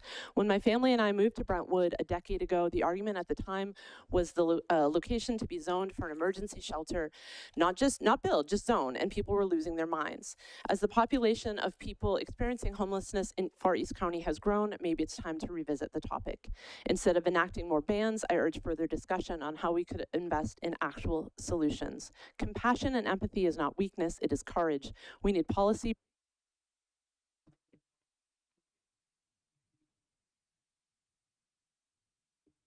I do have one hand raised in Zoom. Ian, go ahead. Can you hear me? I can hear you. All right, I have to agree with Melissa. Many don't know I'm currently studying health science at Cal State East Bay, which is also a public health degree with the science side. The problem with homelessness, I know the city council is doing the best they can because their hands are tied and businesses want their business interest. If I owned a brick and mortar, I will feel the same way about the homeless. But the solution to the homeless is not criminalization. What happens is it's an endless feedback loop. These people, they get arrested for being public hand. Guess what? Their belongings sometimes get lost or thrown away, especially when we do these encampment sweeps. They lose their ID, they lose their stuff. Guess what? Without ID, without documentation that you are a human, even if you're a citizen right now, with the way this world is going in this nation, it becomes an endless trap where they're unable to get documentation because they don't have an address. The problem with shelters also is these shelters historically were literally like jail. They have strict rules when you can come in, when you have to leave, and you're not guaranteed a spot the next day. Please, I would love to sit you down with my professor who researches food insecurity and homelessness for his whole career, and I have the honor of being a research project with him. The homelessness problem is more complex than the city council can handle, and I know we're doing our best. And this is even more complex for the county and the state. It's a federal level issue where we need to set up a way to give these people a permanent place to have an address, have them get their documentation and keep it safe so they can get back on their feet. But also in these shelters, there is so much crime that happens in there, people feel safer by themselves or in their little encampments on the street. I've talked to community health workers who tell stories that people prefer encampments over shelters. But again, we gotta do what we gotta do, protect our interests in Brentwood. And if the businesses really don't want these people nearby, what can we do? But I do agree with the previous speaker, but our hands are a little tied. The speaker's timer has expired. I have no additional hands raised in Zoom. Thank you. Moving into discussion, who would like to start? I was wondering if we can have, I just wanted to say thank you to our CSO officer, Stanley, Officer Manow, and Lieutenant Parrott. And I also wanted to know if you can come down and just really briefly, Chief, I hope that's okay. And thank you to Chief, to you as well. Yes, because thank you. I was really grateful that you all entertained a space for me to ask more about how we handle our unhoused population. It was really important to me, especially with the importance of how we also treat people who have mental health issues, substance abuse, and people who are less fortunate than others. And I was really happy with the compassion and care and the storage that we provide in the city of Brentwood. And maybe you can share a little bit, if you're comfortable with sharing a little bit more about how you all treat them. And I just want to say thank you because I've actually experienced and seen you all do it. Thank you. If I can just jump in and give Lieutenant Peart some kudos before he gets started. He was the problem property sergeant before being promoted, and this took up about 90% of his job duties among everything else he had. And it was an effort by everyone in the department to come up with the idea to move CSO Stanley's job duties to take that over, to make it more responsible, more engaging, and relieve that. But Lieutenant Peart has been instrumental in the engagement with our homeless over the years. So I just wanted to give you that kudos. Thank you. Thank you, Chief. So if you encounter an unhoused person that would be moved, can you tell us a little bit more about what actually happens when you all encounter them? Absolutely. So every time we contact someone, it's a case-by-case situation, depending on where they land, if it's on public property, private property. But one of our first priorities is to try to build a rapport with them and offer resources and services and see what we can do to help get them off the street, into housing, into services, into employment, and on that road to recovery from whatever may be ailing them. Again, it's case by case, so we approach it with whatever circumstance it is. But we also partner very closely with the Contra Costa County Core team, which is a coordinated outreach, referral, and engagement team. And they are our lifeline and our gateway to a lot of those resources and services. As it's been stated before, and from my experience, I was named the homeless liaison in 2014. And at that point, as the chief said, it was just one. And the chief had the forward thinking to increase that. And as I promoted out of that position, Sergeant Manow took it, and then so then we had two, and then Senior CSO Stanley assumed that third role. So we actually have three of us that are invested in this, in communicating with CORE and trying to provide those outreaches and services. Thank you for that. And then as far as the storage component, if someone has items, what happens with the storage item? Yeah, so if we go out and either they decline services or services don't fit their need at this point, and usually it doesn't take it's not on the first time. Usually it's the 4th, 5th, 6th, 7th, 8th time where they want to accept services if they choose to. We give them the option, if they have no place for storage of their property, that we will collect and store certain property as outlined in the ordinance. We're not going to collect perishable items, soiled property, but most property we will store at the police department. We have containers that we can store and house all this free from the elements, and lock it and maintain it for 90 days. When we give that posting, it outlines that they have 90 days to come and collect it, who to call, when to set it up. And I have had instances where I've collected property personally, and people have come in, individuals have come and recovered some of that property.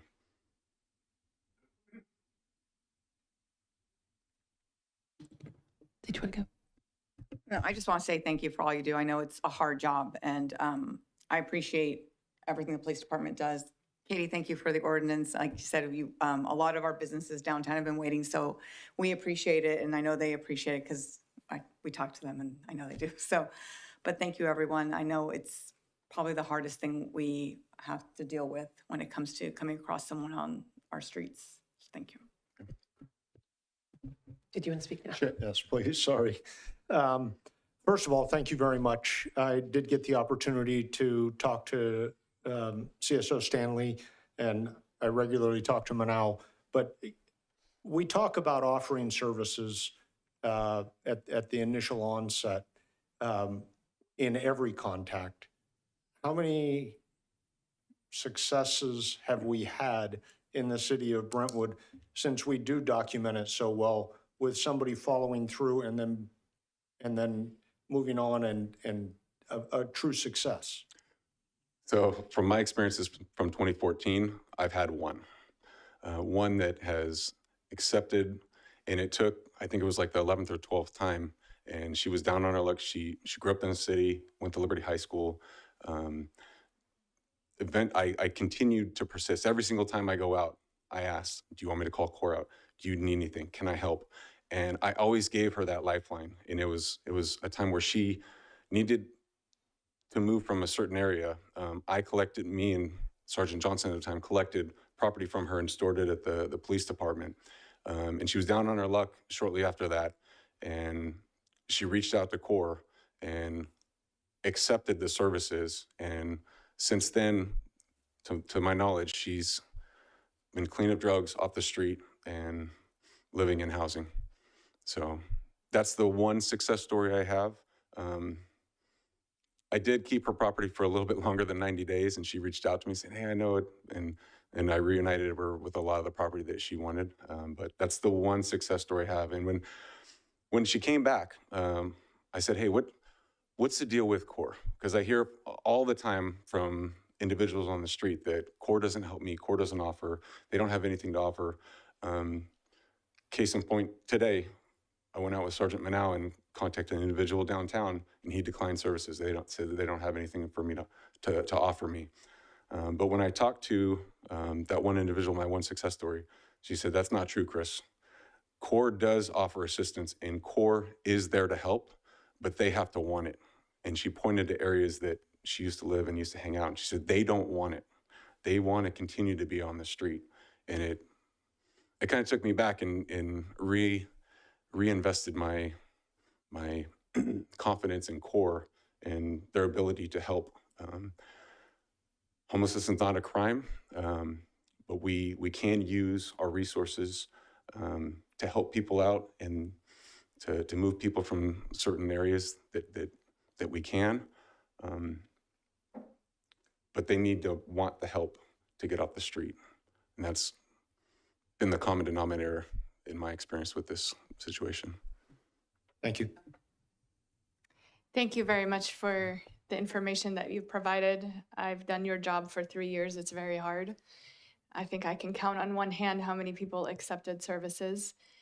So I understand that. My question, are there any mental health drug rehabilitation facilities that the county's partnered with that you're able to refer any of the unhoused individuals to? So if they meet the criteria for 5150, then we can meet those elements and make that determination in 5150 to someone. If we believe that they may have a behavioral health issue, we have a representative from our police department that's a member of the MET team, the mental health evaluation team, and they partner with local behavioralists and social services. And there were 2 incidents where I felt it may be needed to have the MET team come out and contact these individuals, thinking that they would be a viable candidate for those services. The MET team came out, the behavioral services specialist came out and said, neither of them fit those criteria. So we partner with MET, also with A3, and can utilize those resources and services to help the unhoused on the street. Thank you. And I think maybe just to be more clear, I'm kind of looking for county-sponsored rehabilitation facilities that allow drop-offs, not necessarily under WNI 5150 or through the mental evaluation team, but any type of facility that's county or nonprofit that allows for drop-off if someone elects to use it. I don't have that information handy with me right now, but I can research it and get back to you. Are there, sorry, one more question. Are there any type of partnerships with the district attorney's office where if someone is arrested for a low-level crime and they are experiencing homelessness or drug-induced mental illness, where they're able to being referred and forced to go to a rehabilitation facility now, or is that not occurred in Contra Costa County? Not that I'm aware of in Contra Costa County. Okay, thank you. Thank you, Lieutenant. There was some legislation you probably have heard about in the past that was trying to force the issue for mandatory support for people who have drug addictions or mental health issues and who are not seeking help on their own, but forcing them to go to rehabilitation. And it so far has not passed in any way that's, I guess, notable would be a good word to say. The first time I met Lieutenant Peart, I was taking a ride along for the point in time count. And what impressed me more than anything and what I talk about the most is the way he knew every single unhoused person that we came across and the history. He talked about where they went to school, where they grew up, what their hobbies were, how old they were, where their family members lived. There were some family members that he was in contact with outside of the state, and brought resources in and to the unhoused resident of Brentwood and tried to be that liaison of support. And when I first did the very first ride along, because I've gone on a few now, that was what stuck with me the most, is there might be a perception of having a police department manage your unhoused response as being a little bit too criminalized. But I would say that I've seen time and time again through point-in-time counts, through reports here, through discussions with officers, that that's not the case with our PD. And I really, truly appreciate that because we don't see that in all cities. And in some cities, it is criminalized. And I think as hard as this ordinance is, and as much as it does seem that it does criminalize, I would have to say, I'm a nonprofit executive director in my day job. So this is a very hard thing for me. And I know that people live in their cars to avoid living in shelters. And I know that our seniors are our fastest growing homeless population. So it crosses over both of my jobs for me. And I've had meetings with other cities and with CORE trying to figure out what to do to address this. I think the state has thrown billions of dollars at the issue without any real substantive improvement. And that's a very hard thing to see. And I wish that we could invest more in preventative measures rather than response. But all of that said, I would say our response is about as compassionate as it can be. And I thank you, Lieutenant, for that, and Sergeant Manow and CSO Stanley as well, and Chief, you for leading that charge, if you will. Because it isn't necessarily a standard for this to be the response in a city, and I appreciate that it is here. That said, I do have a couple of questions. And I had this discussion during my agenda review, and I was looking at things like people who are unhoused who are trying to still maintain a job. And if we're removing some of their personal items, does that include things like hygiene products, makeup, clothing, things that they could, get themselves cleaned up with and then go to work? And are you seeing anything like that? No, not at this time. Okay. Looking at a recent CORE report, I know the point in time is a very limited, and I'm sure you have seen this before too, point in time is a very limited tracking system for a year to year at this moment in time. Here is what the number looks like. Ours is steadily either going down or staying pretty much the same. And so it shows a good solid response and a pretty good success rate for the response as well. But CORE does talk about some of the causes of homelessness, some of the statistics around the people that live in Brentwood. And one of the things that I found most interesting, and you actually shared this at the beginning too, when we first met, was that most of the people that are unhoused in Brentwood grew up in Brentwood or are from Brentwood. So I know that PIT is not necessarily the be all and end all, but it is what we have in place at this moment in order to track our trends, if you will, on an annual basis. Knowing that you also meet with CORE on a regular basis, I have full faith in the idea that you are doing your best, you and your team are doing your best to understand what resources are available. And you're not just turning someone over and saying, here's CORE, go. You're actually understanding yourself where the shelter beds are, what the resources are, what the restrictions of each shelter might be, that kind of thing. And we know too that there are people that won't go into shelters because of the restrictions there. There are people that are not necessarily feeling safe in a shelter because of the fact that they are not separated, that everybody's kind of in a group setting there. So there's so much more to this whole thing, but I think one of the things we haven't really talked about, we've talked about the protection of our local businesses, and we need to do that. It's our mom and pop, our stores and restaurants that are locally owned, that's their life's work. It's their bread and butter. And so we do have to prioritize that. But we also hear from families. We hear from parents who are afraid to let their kids walk to the store in the corner or go to the park because they get yelled at and they're afraid and they don't want to leave the house anymore because that's happened. So it's a hard thing to look at this through one viewpoint and through one lens, and I don't think any one of us can, but I think this is one way that we can protect some of our residents, the ones that are helping our economy, the ones that are raising their kids here. We have to think about those things too. And so as hard as it is to think of this as a solution, it's not a solution to homelessness. It's not a solution to helping every one of our unhoused residents find resources, but those things are still going to continue. And our police department is still going to continue moving forward with offering resources and trying to make connections and not giving up. Clearly, if it took you 11 times to have that woman accept help, you're not giving up, and I appreciate that. So I don't want to see this as a strict ordinance that only does one thing in stopping homelessness and moving people along. I want to see it as one of the tools, if you will, in our toolbox about protecting families, protecting our businesses, and continuing the ongoing work to try and get unhoused people connected with resources. So with that, do we have a motion? No, I have a question, Oh, sorry. with a question then. So when does this go, when does the police department start using this new ordinance? Is it tomorrow or? Well, we're both looking at each other, wondering who should. The fact is, the implementation of this ordinance has not held up the lieutenant's work. They have in fact been availing themselves of the tools that they have legally available to them, but I'll let the lieutenant explain. So what I was going to say is everything outlined in this ordinance is what we're already doing. We just didn't have it outlined and identified in this ordinance. We've been utilizing 647E of the Penal Code, which is unlawful lodging and camping.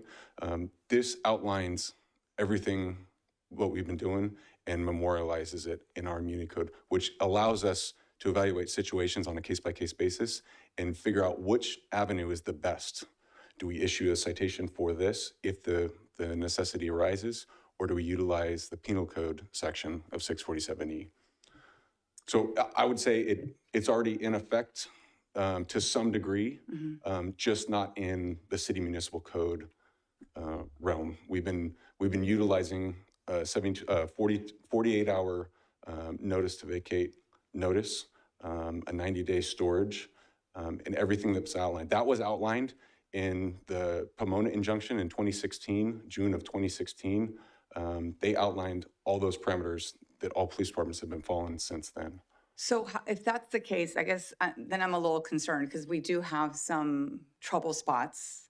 And we hear a lot about these trouble spots. So if you see an individual there, do you take action or do you have to wait for a call from somebody first? We don't have to wait for a call. We Okay, can and take action. if you see this person day in and day out at that spot, what can you do now that you couldn't do before?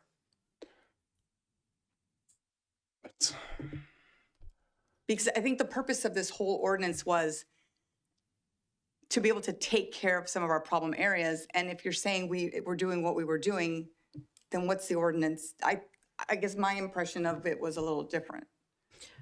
I think I hear your concern. Part of this ordinance was putting into writing what our policies would actually be.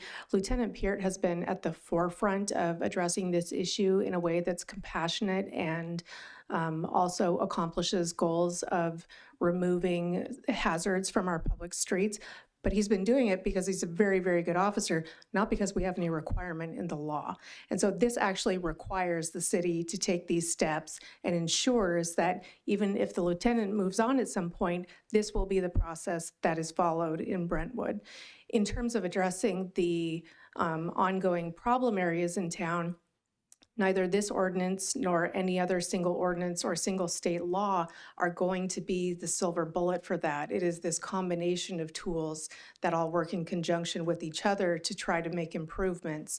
And I defer to Lieutenant Peart as to how they determine which combination is right in any given situation. So real quick, my question to you, because you did the ordinance, I think that the direction from council was specific to be able to move unhoused individuals from the area. So can you walk me through the legality of so we see a gentleman sleeping on the sidewalk outside of a store downtown, or he's been sitting there on the curb forever with his grocery cart full of things, and people don't want to frequent these establishments because there's someone there. What do our businesses do? And can they have them removed? So go ahead. I can speak to that, and I can speak to it today because I talked to that individual today. When I talked to that individual today, he had his cart, he had all his stuff, but he was merely sitting on a park bench underneath a tree, taking in the shade. He was not intoxicated. He was not under the influence of drugs. He did not have any open containers. I reached out to offer again services that I've offered him multiple times, and he declined again and continued to extend that olive branch. At that time, I had no authority. He's merely sitting on a park bench. I have no authority to move him. I have no authority to post on him. And the penal code or this ordinance wouldn't allow that in this situation. What the ordinance does is it identifies and it memorializes and it explains sleep settings, camping, and if we have some of those criteria, that's when we can So I guess place a notice to vacate. I'm a little confused because I thought with the new case, and maybe I'm wrong, I mean, you might know more than I do, but I thought with the new case, they would be able to call and someone's loitering outside, they're just sitting there, they have all of their stuff, so you can't remove them then? If he's just sitting there, it's no different than anyone else. As long as they're not violent, can I say something?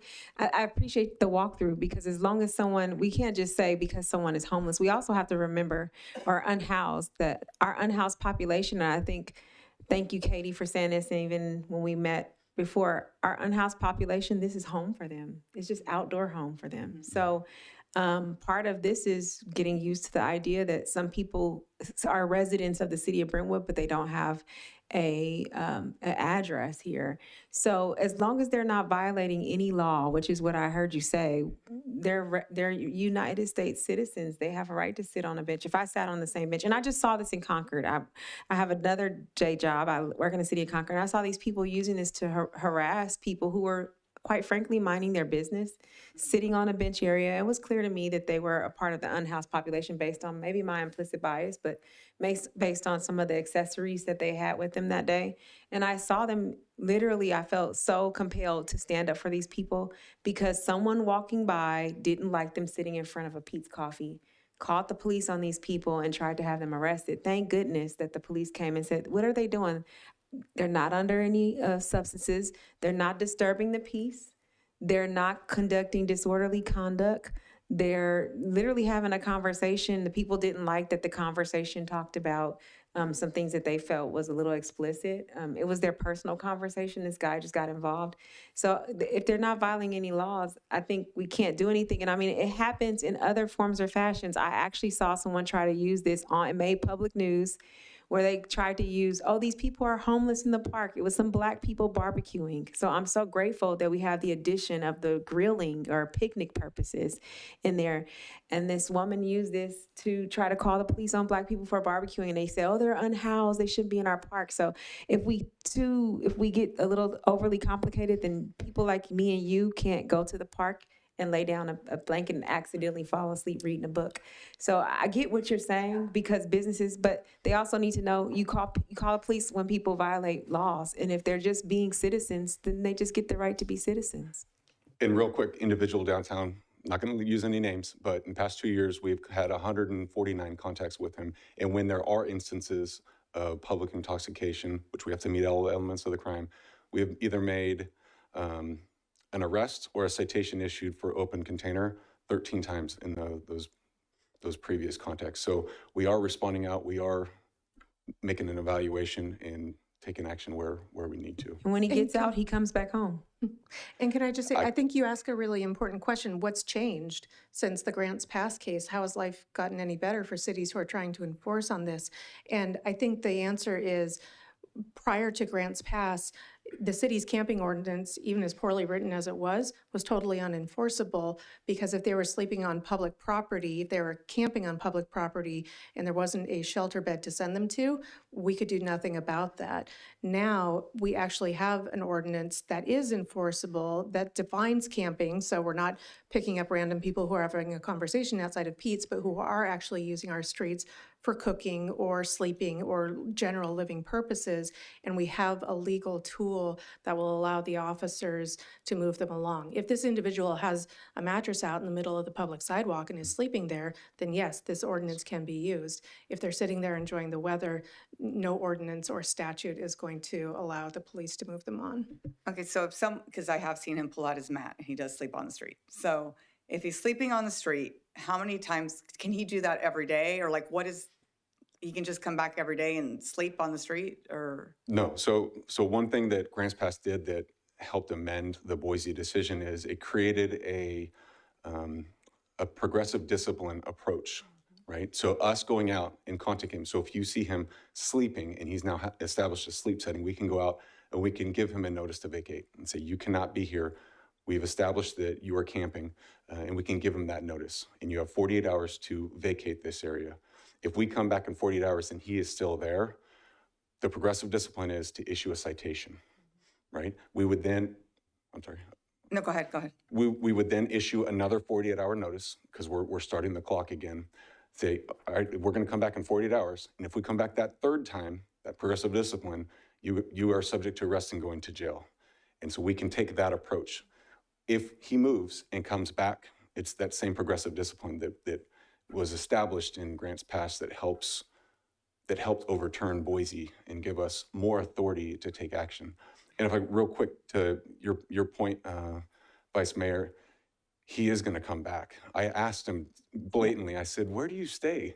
He goes, oh, I pack up. I stay at one of the local businesses. I help them out. And I said, do they? He said, all the time. So he is going to come back, and he is going to continue until we take this approach Yeah. and move forward with it. And the Grants Pass is not even a year old, so we're working through it, and it's given us more authority to take action and have authority on individuals on the street that refuse to move, refuse services, and it's just another tool in our tool bag, and this is a great tool for us to use. And he thinks he's a celebrity because he was interviewed on KTVU. Is there, and I mean, I might be overstepping here, but maybe a good thing would be if you attended one of the DBC meetings and just walk through what they can do, who they can call, under what circumstances they can call. Because I think that there's going to be a lot of confusion as to what we can and can't do. So I think that might, I mean, again, I might be overstepping, but I think that might be a good guest speaker. Thank you. And thank you very much for your explanation. I think because it's such a complex situation, the education proponent with the businesses, I think, is so important. It's so difficult when I can't tell you how many calls I get, whether one or two are urinating in public and exposing themselves to families. That's unacceptable. Whether it's, you know, drinking in public and being belligerent and actually being threatening or intimidating. There's been situations where some of these individuals are actually like pointing out what property some of these residents are walking with. Oh, you have this, you can give me this. So it's the intimidation factor. You can ask for money, you could ask whatever, but do it in a peaceful manner. I'd probably say a couple of businesses actually allow that behavior in their surrounding, in their vicinity, which maybe a little bit of education, not just from the police department, but I think maybe from the DBC. As businesses, hey, this is what we're going to tolerate. This is what we're not going to tolerate. We're affecting one another. The other thing, maybe education into misdemeanors occurring not in police presence, because a lot of the times you have people that call either us directly or they call law enforcement, but they're not willing to press charges for whatever it is that they have seen. So therefore it takes the act out of your hands. You're not going to be able to do anything if you didn't witness that indecent exposure unless someone is willing to say something about that. Well said. The other thing that I would highly suggest is maybe working with the district attorney's office where they can actually obtain a certain, maybe if this person is repetitively causing this type of nuisance in front of a certain business, that maybe a stay away order can be for that business or that vicinity to allow you all to enforce that that person is not in that vicinity. Also, I know how hard you guys and CORE offer services. You all go above and beyond. If somebody wanted services, they can get it tomorrow. They can go to DMV, get their driver's license, they could get their cell phone, so they can start applying for jobs. They can actually get into a navigation center and start getting all that information. They just need to want it. And we can't force anyone to want it unless the state does something. And I know the state's working on things right now. Hopefully it starts to change things. But I think it's going to be a collaborative effort, and it's going to take a little bit outside the box thinking of how do we have or beg people. I've begged unhoused individuals, please, I can't leave here while you're in the rain or doing this. Like, can I at least take you somewhere? But the idea of being in an enclosed space, whether they're alone or not, is just they cannot fathom, and it causes more to their mental health. So it's more of a mental health issue. If you don't address that, it's not going to function, but we have to entice them and motivate them like, hey, we want you to be, just in a healthy, safe environment, you as well. Because also what we didn't say here today is the unhoused community is also one of the most victimized populations that we have because they don't have a voice. So I would say education for our business community. I try to do it. Maybe if you guys can just say, hey, this is what we need from you in order for us to work together, and being just completely upfront with the unhoused individuals that are constantly causing some of these behaviors. The one thing that maybe not for you, but for our city attorney, this ordinance addresses city property. I'd like you, if you could explain how it address easements that are rented by businesses that are still city property.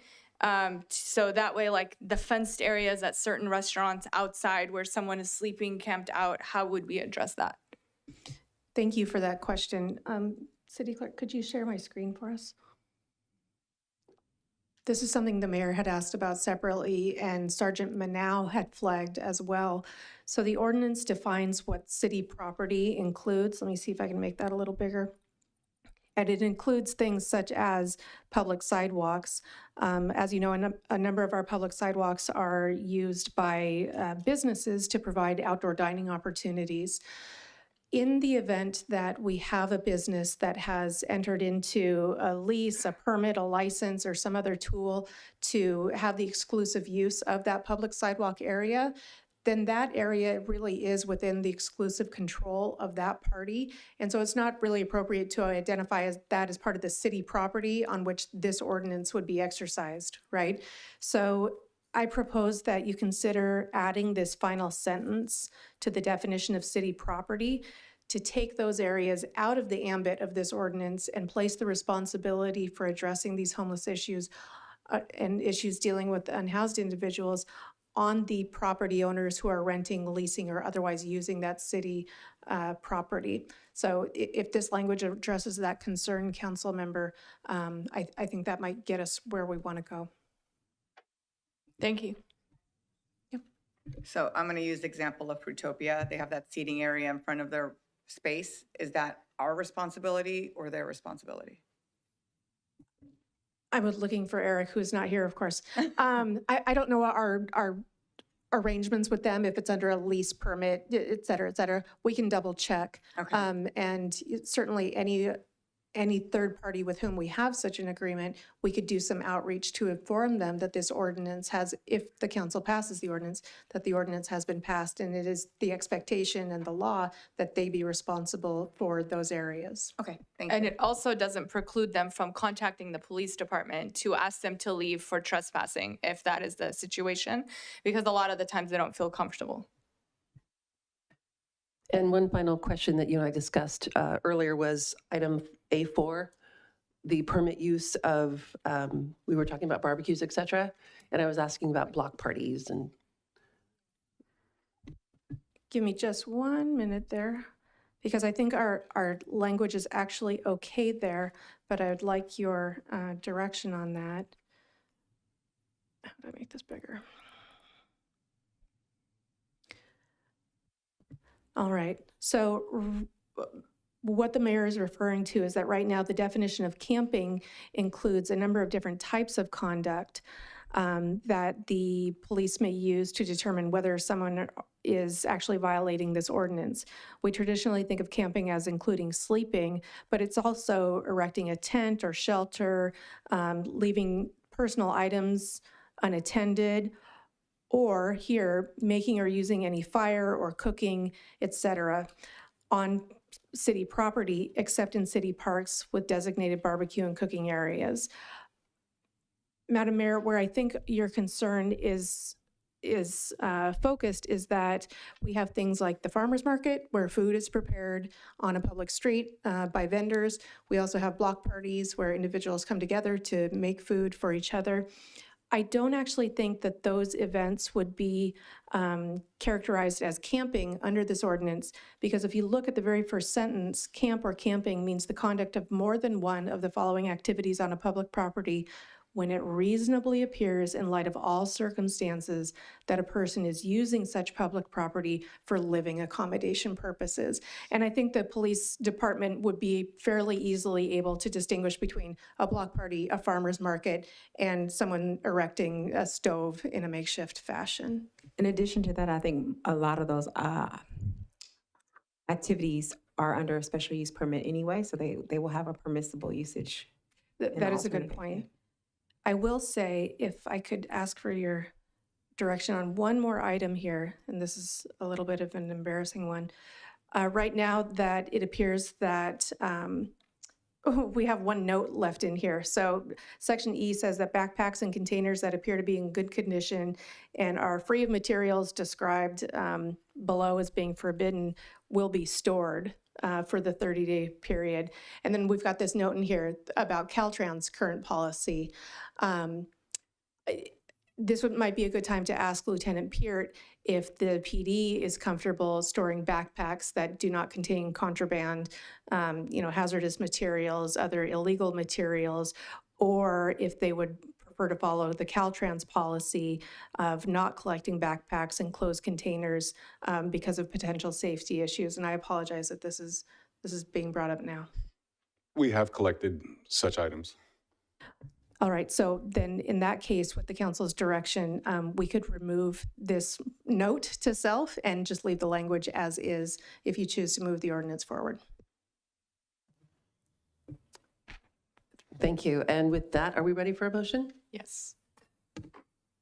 As detailed in the staff report, I move to introduce and waive the first reading of an ordinance amending municipal code, chapter 7.02. Do you want me to add anything else? Is that motion including the two amendments approved by the council this evening? Yes, and please include the two amendments that was made. Thank I you. That's second clear. that motion.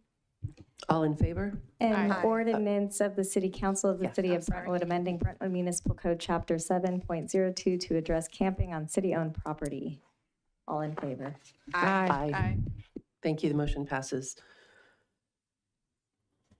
And thank you, Lieutenant. Thank you very much.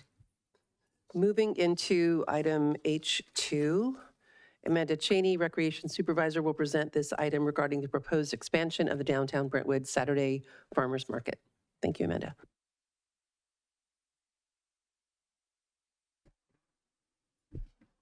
Good evening, Mayor, Vice Mayor, and City Council.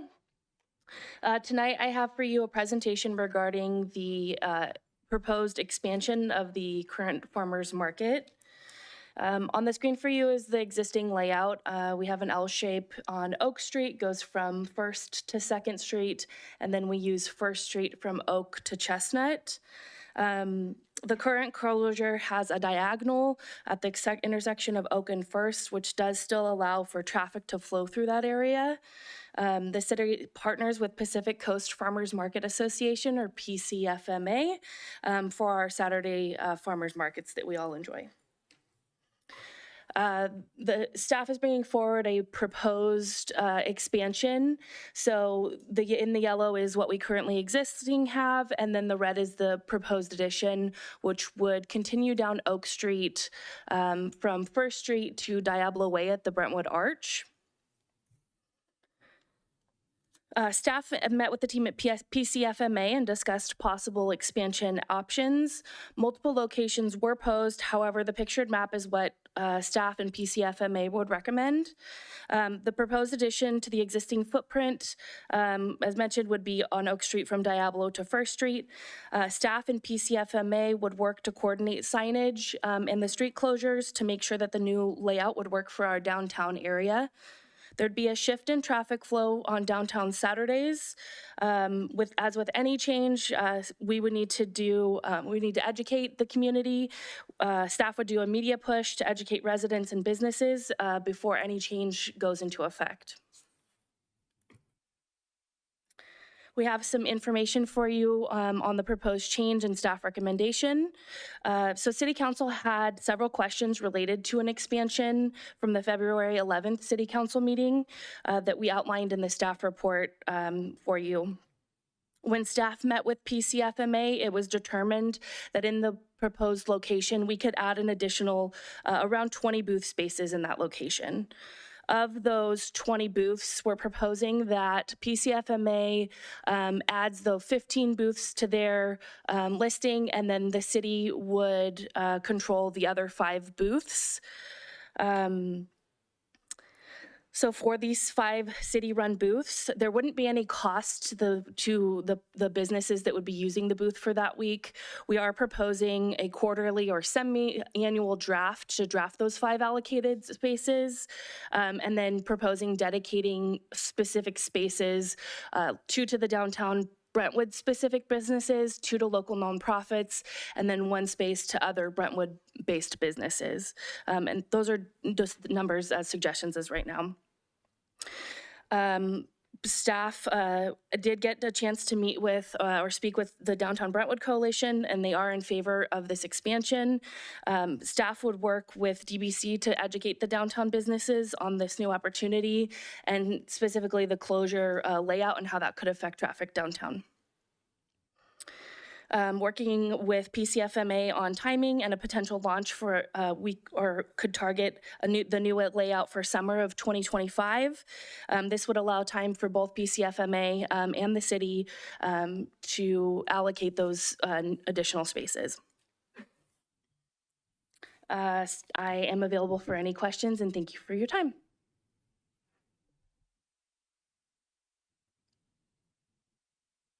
Mayor. Thank you, Amanda. Do we have any clarifying questions for staff? Yeah, I do. I have a few. I guess I'm a little confused because I don't think we came, well, it was my agenda item. And I didn't come to this saying I want to expand the market for PCFMA. It was because there's downtown businesses who felt that their business was being negatively impacted by the farmer's market. Which, I mean, it's going to happen. The farmer's market's great. No one wants to get rid of that. But if you walk down the streets, you will see sometimes like crates on the street, like, sometimes you can't even see the business. And I had empathy for these businesses that were saying that they were being negatively impacted. So I think our ask was more of how do we support downtown businesses that are being negatively impacted by the farmer's market? And we thought maybe the city can do part of it. So that's the first thing, is I'm not sure how we got here because I don't think that 2 spaces is going to be enough, given what I've heard. And then the other thing is, did anyone do a survey of this downtown businesses and what they felt about it? So we have not done a survey of the downtown. We worked with DBC to, as they tend to have a pulse of the downtown businesses, and they are in favor of that. They did mention that in future, if there was future expansions beyond that, that they would encourage us to go down Chestnut, but there was not a survey done at this time. So is there opportunities to relook at that 20 and the 5, and then nonprofits because the whole point was to help the businesses who pay their brick and mortar, who pay everything downtown, are part of the DBC and pay their dues. So it feels like we're trying to make a lot of people happy when the original intent was like, how do we help these people that might think they're being negatively impacted? So the permit that is held for Saturday Farmers Market is held by PCFMA. So it's not a city event. It's would be considered one of our external special events. So the bridge to where we got to that is to add on to theirs. It makes more sense for PCFMA, I think, financially, is if they added the 5 spaces and allowed the city to manage those. They would set those spaces up for us on Saturdays, set the table space up, the tent space, and the city could manage the allocation of that instead of having a separate arm of the farmers market where staff would be there physically to run that because we don't have staffing for that at this time. Okay, I think we can discuss a little bit more. Any other questions? Okay, let's move into public comments.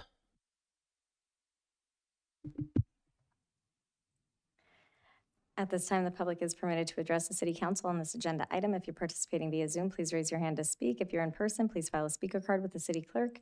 We'll take public comments from those participating in the council chamber first, followed by those participating via Zoom. Remarks are limited to 2 minutes per person. My first speaker is Amy.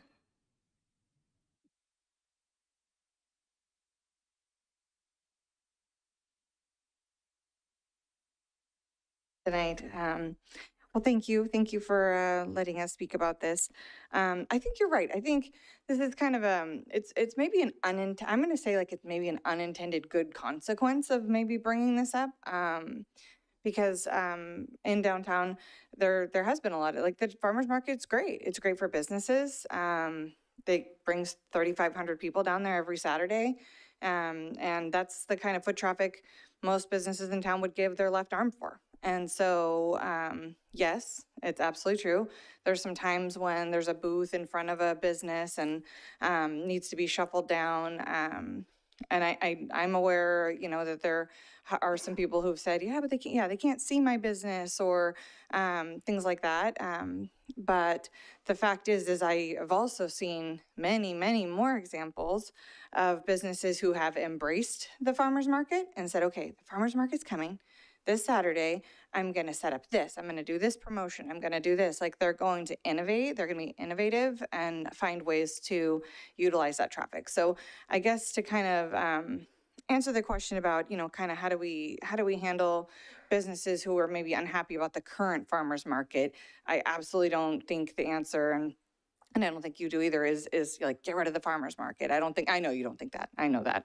I know that's not it. It's more just like, it's a partnership. So PCFMA, you know, they have been a great partner. Amanda and the parks team she's been a wonderful liaison, you know, kind of between the different entities to kind of try to keep everyone happy with different things. At the end of the day, this is a private permitted event. I'm almost out of time.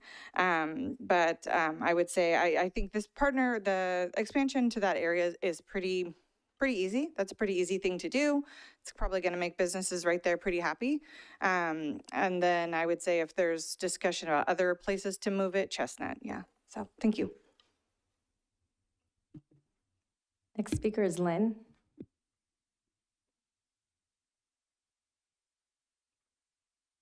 Hello again. So when this was first brought up back in February, I reached out to multiple downtown businesses and everyone was like, no, we can't reduce the footprint or discontinue the farmer's market. Several of the businesses said Saturdays are the best day they have of their entire week. And the reason that they're still in business is because of what happens at the farmer's market. Our first inclination was we would love to see it expanded to Chestnut because we feel that is an area of downtown that is overlooked and neglected and people don't make their way to Chestnut. But I guess the farmer's market people feel that the extension of Oak Street is a better location for them. But so we're in favor of any expansion of the farmer's market, and we hope that eventually it will be expanded to Chestnut as well. And we would love to work with some of the businesses that are having issues and feel like they're being neglected or having, being barricaded or whatever during the farmer's market. We would love to work with them to come up with some different things that they can do to help promote their businesses during the farmer's market and make them more visible to everybody that's down there already. Okay, thank you. Melissa?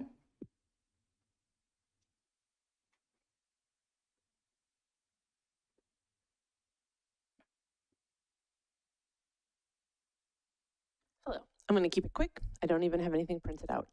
The Brentwood Farmers Market is one of my absolute favorite things about living in Brentwood. As was pointed out earlier, we have many fine farms, and I'm a little disappointed that the Farm Fest people didn't stick around for this agenda item. However, that being said, I think expansion is a wonderful idea. With that being said, I would deeply love to see more Brentwood farms represented at our Brentwood Farmers Market. I am there almost every week, and I shop from farms all over the Central Valley, which is great, but I also make a special,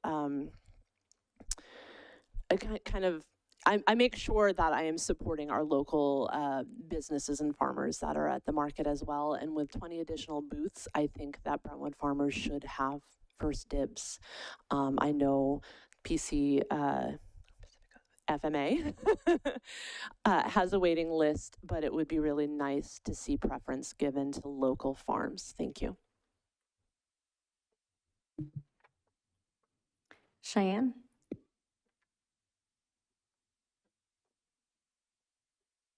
Hi, everybody. I'm Cheyenne Erickson. I'm the regional manager for Pacific Coast Farmers Market Association. I just want to say we love the farmers market. And if you guys are having issues with businesses, that's my job. If you've got vendors that are putting crates where they're not supposed to, please let me know. I can give you guys my card because that's part of my due diligence to make sure that those downtown businesses are doing well as well. In the peak season, we're seeing 5,000 people at the farmers market, and that's great. The previous speaker mentioned having more people from the Brentwood local community. Once I took over this position about a little over a year ago, I made it my goal to make sure that Contra Costa County farmers are in Contra Costa County. So any of the farmers market that we operate in Contra Costa, first dib goes to those farmers. However, a lot of these people have farm stands in this community, so it's hard to allocate the staff and the money to go out to the farmers market when they have their farm stands to run. So I hear you about local produce, but sometimes those farmers coming from the Central Valley, it's something that you can't get here because simply it's too hot in Brentwood to grow some of the crops like those strawberries from Watsonville or Monterey County. So I just want to say, also we looked into Chestnut. It takes away a lot of the parking that is really dire to those people getting in and out of the farmers market. Also, any events that happen at Liberty High School, that will be impacted. And they also talked about moving up towards Maple Street. For me, it gets really hot in the summertime, so it's hot on that asphalt. And so it was kind of the compromise of the in-between of like, okay, how can we expand in a little bit versus Chestnut Street, which would be quite an expansion. There's no you can't do like a half road closure. But like I said, if there's any businesses that are struggling or need help or concerned, please reach out. I have cards and I want to make sure that the downtown businesses are being heard as well. Thank you, guys.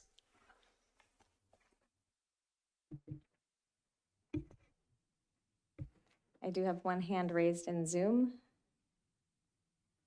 Ian, go ahead. Can you hear me? I can hear you. Awesome. Well, if there's one thing this council wants, it's economic development. That's all we want here in Brentwood, because economic development gives us sales tax, and it gives us people to live here that also produce other kinds of taxes.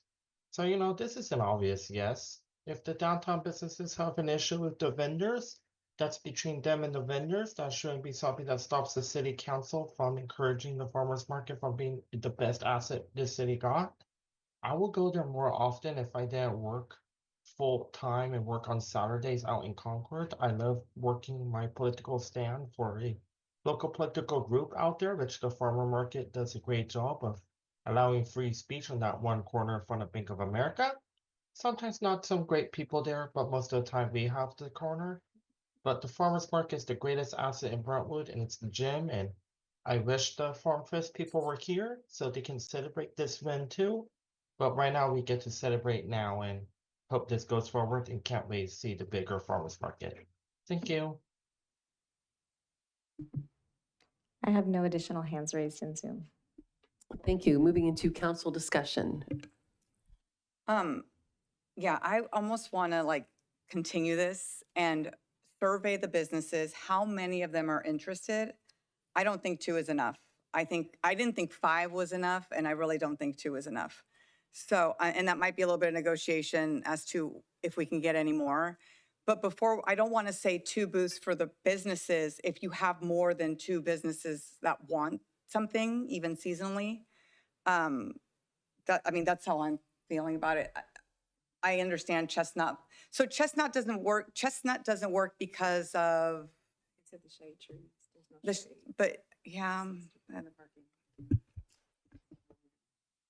Councilman Mendoza, can I just, Yeah. when you mentioned 2, when we met with the association with the farmers market, what they offered was they're going to add 20 new booths. 5 of them would then be controlled by the city. So however the council wants to dictate the use of those 5, we just use as an example 2 for downtown businesses, 2 for nonprofits, 1 for another business that's somewhere in the city. So if the council has a different idea, if you want to move forward this evening, you actually have 5 booth spaces at the farmers market to allocate however the city council would like and direct. We just gave a recommendation kind of as a starting point for the council to have a discussion.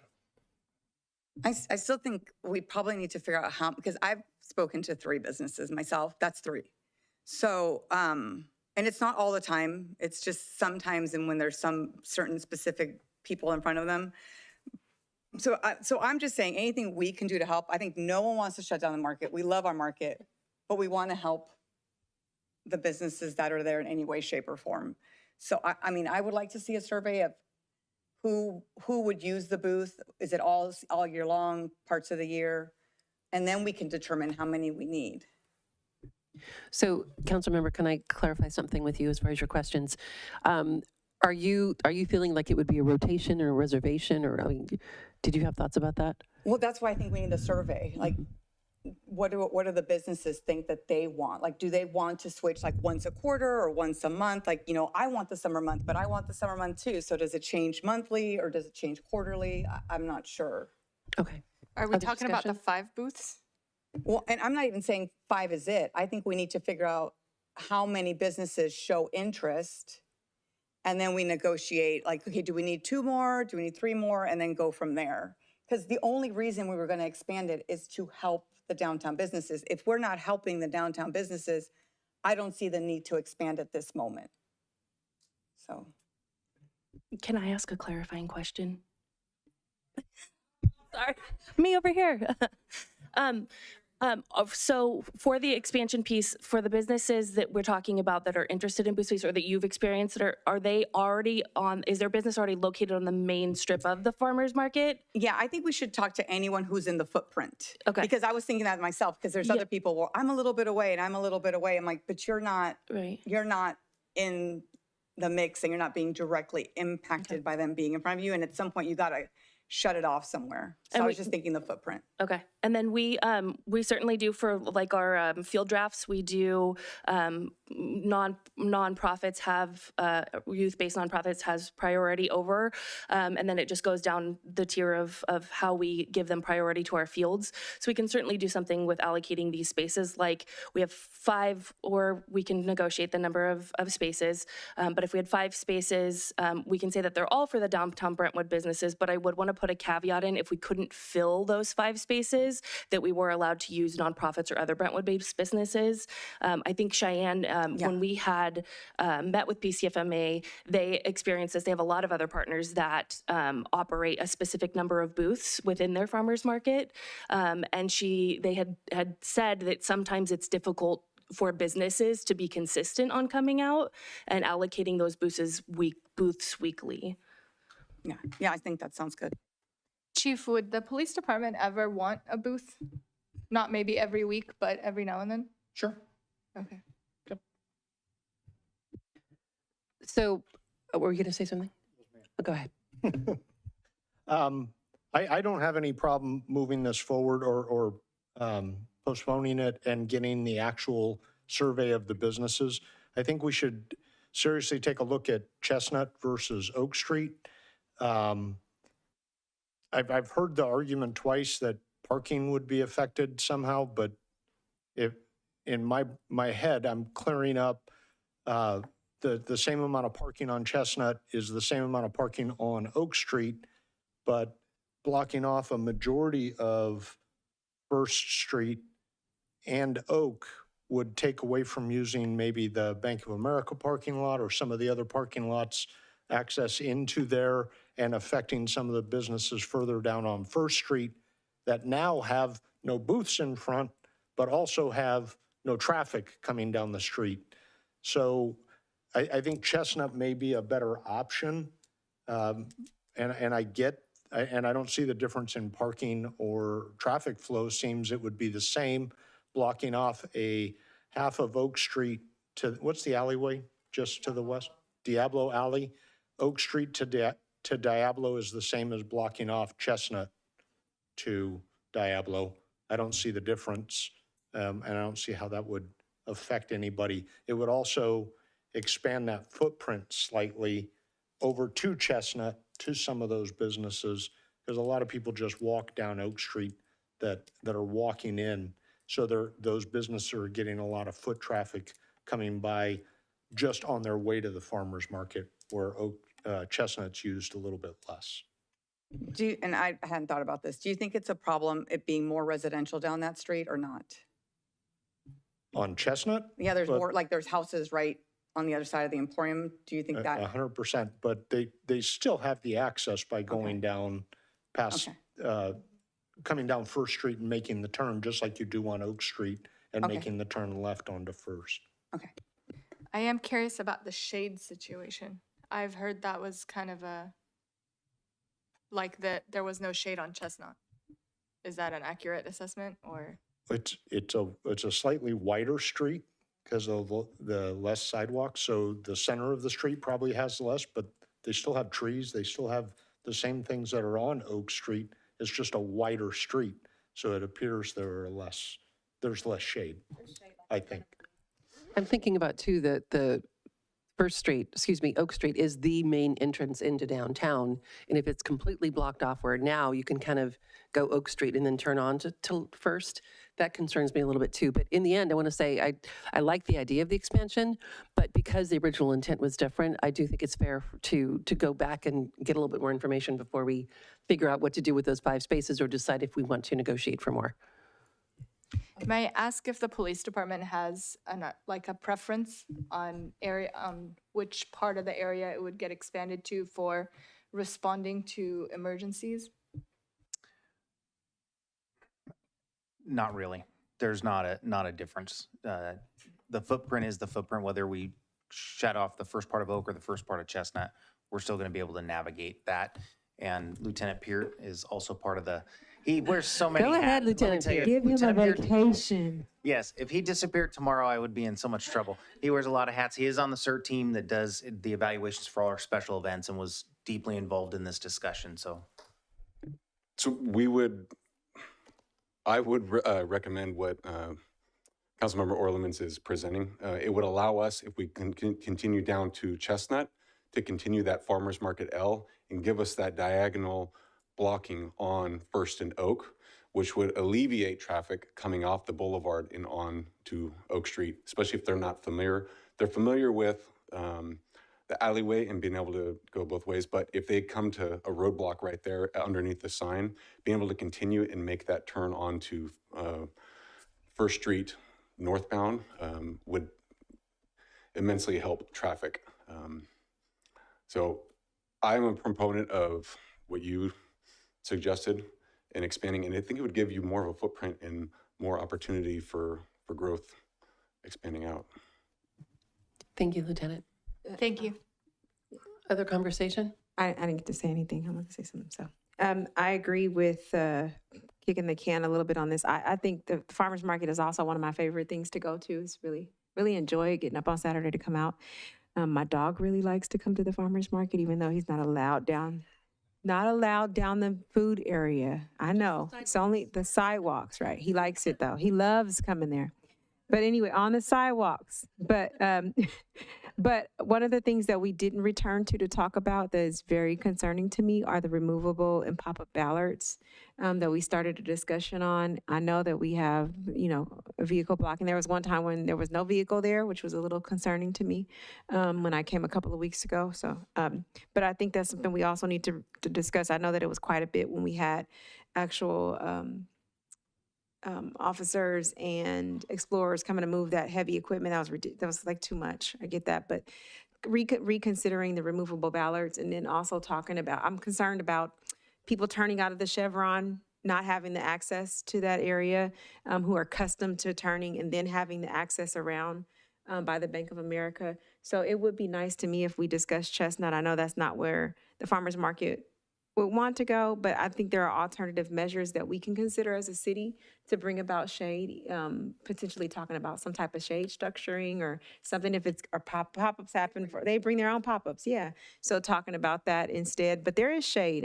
Like if you sit in front of Gleam, if you sit in front of the cleaners area, there's shade there. So it is possible to get shading. And but yes, right now at this time, I would not be comfortable with the proposed expansion as it's been presented. With that, then, do we have a motion? You want? I love this, but I have a motion to continue it and to do a survey of the downtown businesses. How many of them would be interested in participating and at what frequency? And then if it's 5, it's 5, right? Then we're good. If not, then let's talk about if there's opportunities for any more. Talk about the opportunity moving to Chestnut, like what that impact does it. Are you still interested if it's on Chestnut? If there's any more safety requirements that we can put, criteria or whatever we can put in place to make sure that we're safer.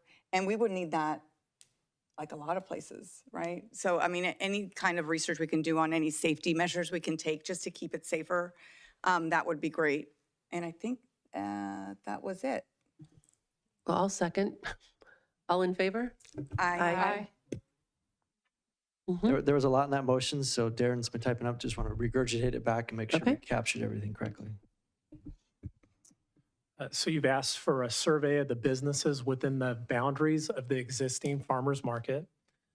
A question related to, is there a desire by those businesses within that area to expand the market?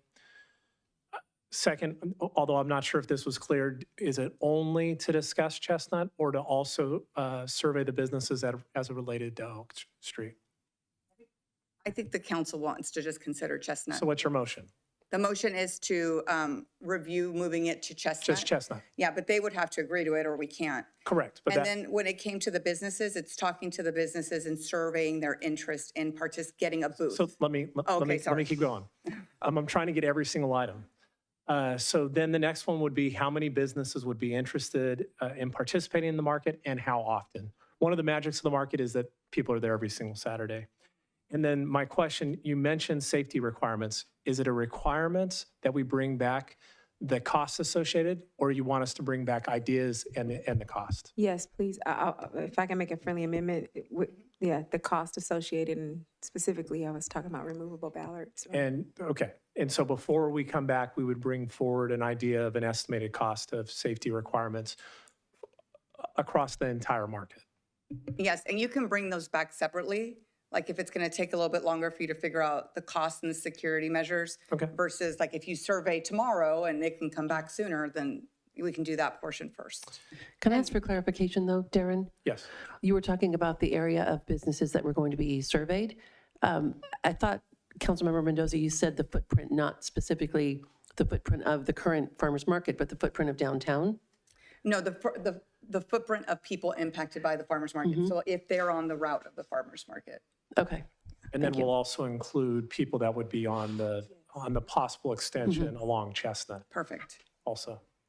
And Darren, I'm sorry, but sometimes I believe the FEMA grant cycle is going to be opening up very soon, and I believe they do have a terrorism prevention area where the police department could apply for grants for bollards, so. Good tip. Considering we have little money as relates to extra improvements, any type of safety improvements would probably require some type of state and federal grant. So here's what I have. Survey businesses within the boundaries of the existing farmers market and the expanded area. Do they support an expanded market? How many businesses would be interested in participating in that market and how often? And then for staff to bring back possible future safety improvements for the market and other downtown events. And can I just, yes, I second that motion. Can I just add one little thing that I should have said during discussion? Is it possible that when we do surveys for our businesses that I appreciate that we have organizations like the DVC and the Chamber, but I think it's important for us to go directly to the business unless the business signs something saying that the DVC or the Chamber speaks for them. I think it would be good in the future that we just go directly to the businesses. And then also include the DVC and the Chamber or whatever organizations that support businesses. But I'd like for us not to just stop at one organization. All in favor? Aye. Aye. Aye. The motion passes. Cheyenne, could you pass your business cards around, please? Thank you. And thank you for allowing us to talk through that. Of course. And thank you, Amanda, for your amazing report. We appreciate it.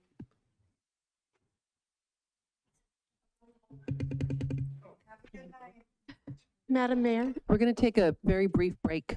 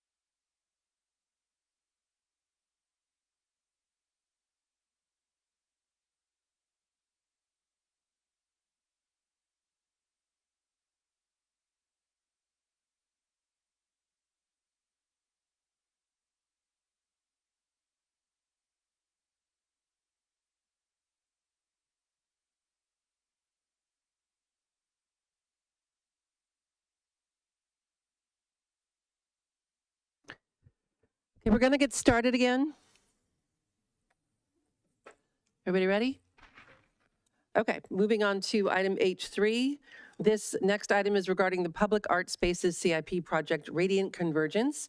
Tien Nguyen, Recreation Manager, will present. Thank you, Mayor. Good evening, Mayor. Good evening, City Council.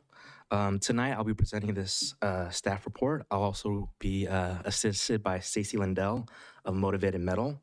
We'll be presenting tonight's staff report in regards to Public Art Space Project Radiant Convergence.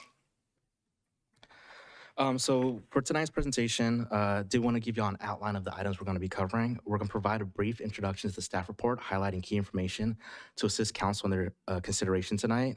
We're going to provide some history about the project, including highlighting delays from the city that contributed to where we're currently at with this project. I'll invite Stacey Lindell up to talk about Radiance Convergence in more detail, specifically about the imagery and inspiration of the project, as well as to answer some questions about the experience Motivated Metal has had with the project and the maintenance life expectancy of the artwork. Finally, we'll close with some options for council's consideration tonight. So Radiance Convergence is one of two public art space projects. The art project is in a CIP that predates this current council, and many of our staff members here on staff. It's experienced a good amount of setbacks and challenges. Staff does recognize the difficult position that City Council's in their consideration. So we wanted to be robust and provide as much information as we could in the staff report tonight, as well as in our presentation. We're asking council to provide direction on how to move forward with this project. We did provide some options that we'll highlight at the end as well. But to kind of give you a preview of that, we boxed them into kind of three options, but of course there may be variations after council discussion.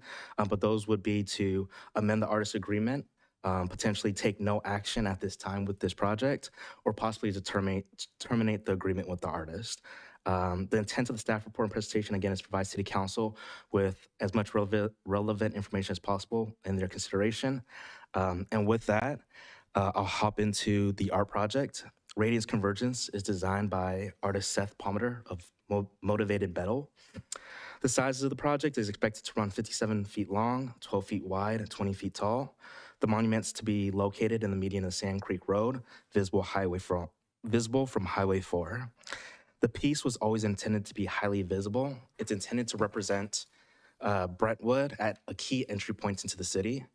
As mentioned in the original CIP for this project, the artwork has the potential to become an iconic representation for Brentwood for many years to come. So the project does date back many, many years. This timeline tries to give a quick overview of many of the things we've included in the staff report as far as the many challenges and delays this project has experienced. It did start back in 2017 with the National Call for Artists for the new Public Art Space CIP. And again, it was to emphasize showcasing the overall identity of Brentwood. Radiance Convergence has received extensive review and approval throughout the process.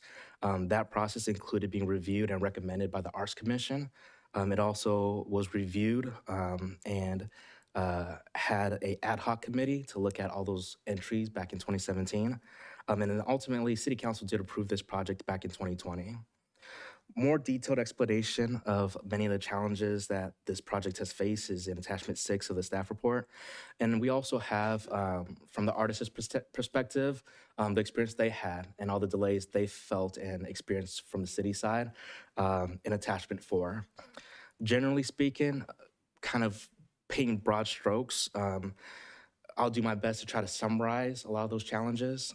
Radiance Convergence has had 4 project managers since its inception, with multiple staff members working on the project in multiple departments, and many of them are no longer with the city. In addition, this project has been through location changes, location challenges, the COVID pandemic, and is unique to other art projects as it's located in a street median, needing to account for vehicular traffic within its design.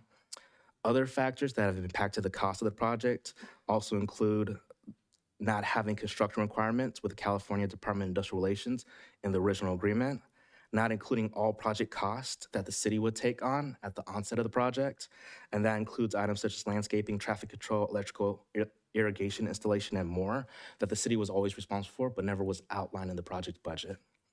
All these challenges and delays and missteps have accumulated to where we are at today. The artist and Motivated Metal has worked with the city through all these challenges. Again, they've highlighted a good amount of those communications and how they've tried to work through so many years with city staff. They've been responsive, thoughtful, and collaborative through the many years of this project. They are motivated to continue to move forward with this project. They are committed to finish this artwork and assist in installing this unique, one-of-kind artwork for the city. So with that, I did want to invite Stacey Lindell up of Motivated Metal. She is coming from Vermont, so she has gone out of her way. We've been in communication with them since our last council meeting, as we've been throughout this process. And we wanted to be transparent about where we were with this project. So she did want to come out and speak directly to City Council about this. And we've asked her to share a little bit more about the inspiration, imagery, and the life expectancy of this project. And again, I do want to mention that Stacey has been the administrator for this project since its beginning. So she has really seen this project from its beginning to where it's at today. Thank you. I want to thank the mayor and the council for having me. It has been a lively evening. I really appreciate the work you're doing to really champion an equitable, diverse Brentwood experience for everyone. And that very much dovetails with our mission as public artists. You know, we develop public art for cities, and we do it to be a cultural bridge. We want to create art that will bring people from disparate experiences, lifestyles. I'm sorry about this. We want the art to bring people who would otherwise maybe not have occasion to engage or have a platform for engagement. Art can be a very universal experience that brings commonality, and it's a critical part of what we do. And every project we develop is tailored highly specifically to the community it's going to, and that has very much been the case with Brentwood. You know, we worked very closely with the ad hoc committee and really wove all of their criteria into this design. So I'm going to give you sort of a broad overview, and then Tien has a couple slides that we're going to go through that I can talk about the inspirations. So we definitely curated Radiant Convergence to be an iconic, enduring, and maintenance-free public art feature. It was meticulously tailored to be both dynamic and responsible in a very intense traffic setting. You know, there was this was a site that the city chose, and we tailored this art and many thoughtful decisions to make sure it was not a maintenance problem for you. So to meet these site needs, we basically decided to elevate the art up and out of the harm's way with the traffic.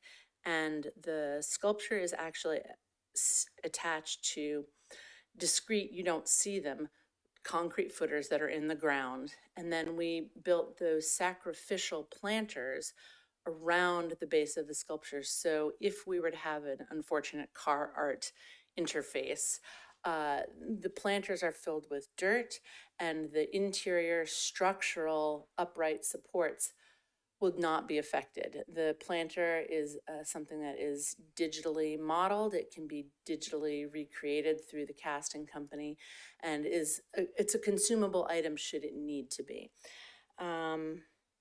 So it was designed to have, you know, just maximum visual impact from many vantages, especially from Highway 4. It will be quite a draw to your commercial area down near the streets of Brentwood, which I got to tour again today. And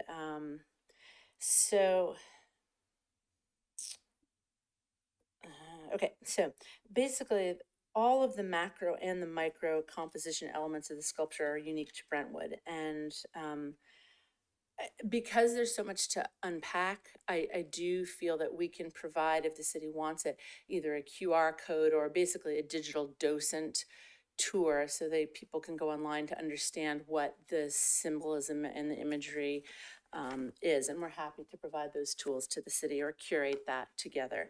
So we can go to the next slide. Yep, this one. So this slide is important to talk about sort of the broad scope of this project. You have several gateways, and actually I saw it today when I drove in, a new pedestrian bridge that goes over Highway 4. And you have a very similar geometry of these long, sweeping, curving spans. And so we sought to find that in the art as well. We do find that in some of these spans, you use repeating triangles, whether it was the one in downtown Brentwood Gateway or the Rose Garden. So radiant convergence is really almost like a very close cousin, where it draws from aspects of both of those pieces to create another unique, close relative. There is quite lovely implied motion in this piece, even though the piece does not move. It does have a flow, and so that's very inviting, going up either side of Sand Creek. We can do the next one. And so this slide really talks about many of the stucco or adobe or concrete elements that Brentwood has used have these simple curves or these gracious gestures and a simple palette. So we wove that aspect into the sacrificial planter here. We really wanted that planter to repeat some of the design vocabulary that's prevalent throughout Brentwood. And we were very cognizant that Brentwood is growing. You've had great, significant growth, but you also have a strong agricultural past. So if we were going to have the planter, we really thought that that was an opportunity to really note the fact that Brentwood is a living organism. It has a living agricultural history, and we can honor it. It's sort of a nod to the past, but an eye towards the future with these contemporary gestures. So yeah, the next one. And so you also have done a very good job. I do projects all over the country, so I spend a lot of time in communities, and I look at their wayfinding, their signage. And Brentwood has had a consistent effort to have signage or wayfinding elements that repeat, and they bring people familiarity, but they also work for placemaking. And so we did try to tie in some of those elements with this sculpture as well, specifically the repeating triangles and the gracious Brentwood font. We absolutely will include on the living planter the Brentwood font. And I think that it is important for unifying your placemaking. Okay, and then for this slide, I've heard people refer to the triangles as flags, but really what they were for us was they were symbols of your agricultural past, your harrows, your plows, those triangles. Those tools were the innovative tools that made Brentwood thrive as an agricultural community. So it is a contemporary reference back to them. Additionally, the irrigation, the watering systems, that role, this span also has a similarity to that.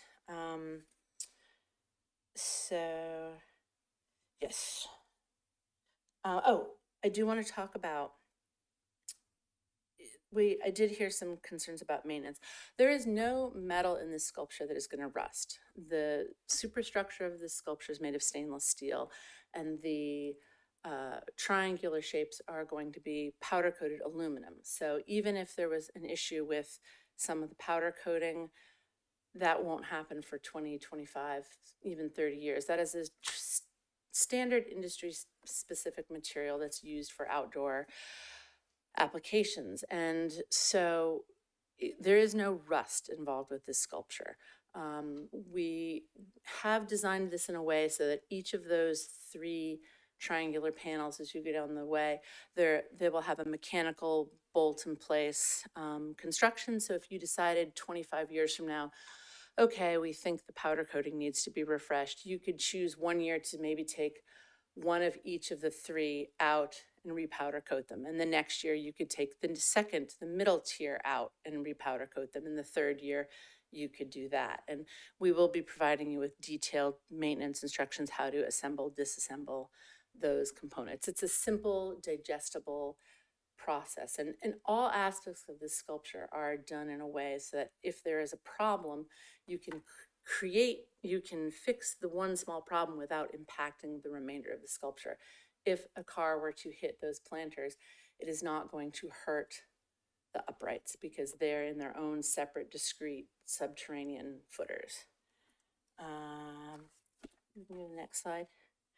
Oh, no, this is my last slide. So I'm trying to be really brief because you guys have had a big night. And I would like to thank you guys for your stewardship. I did watch the January meeting, and you guys asked hard questions that you deserve answers to. And those are important questions. I'm sorry I was not here to help with that. I'm sorry there was not a little more context or background. It has been a very long project, and we have been very responsive as best as we could until we're basically up against an engineering hurdle, and we've not been able to get beyond that because we've had so much turnover with the city. And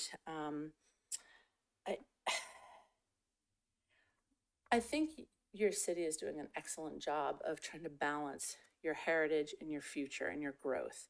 And significant public art is a very important tool. And we are committed to going forward if you want to. This is a problem that it's almost death by 1,000 cuts. It's nobody one person's fault, but there have been a number of things that have culminated to create a lot of challenges, which we have worked through. And I'm happy to continue. I'm here for your questions, and thank you. And thank you to Tien. Tien's been a wonderful, absolutely. All of the managers, all of the recreation managers have been very good for whatever brief or long period of time I've had with them. Everyone at Brentwood has been a really good partner. And Tien has been especially thoughtful. So thank you. Thanks. So with that, tonight's staff's report does present a path forward for this project. This image is a chart from the fiscal impact section of the staff report. It shows the impact of moving forward tonight with an amendment to amend the agreement with the artist. As requested from City Council, we did include an engineer's estimate of $220,000 for construction of the artwork, and that does include a contingency. Many factors and conditions impacted this estimate, and that's further detailed in attachment 7 of the staff report. The funds for this amendment and construction of the project is available in the existing CIP and would not need to pull additional money from the public art funds. The chart is provided to give council as complete picture as possible to assist in their consideration tonight. And I did want to choose this time to remind staff that we have paid through the original agreement with the artist $131,250 to the artist up to this point for the work that they've already completed. As mentioned, city staff did come back here in January. A couple items city council asked us to come back with. That included the engineer's estimates for construction. We also wanted to provide some information directly from the artist about the maintenance and life expectancy of the project. Council also directed staff to approach the artist about the original agreement and what those fees would look like, potentially taking out construction cost.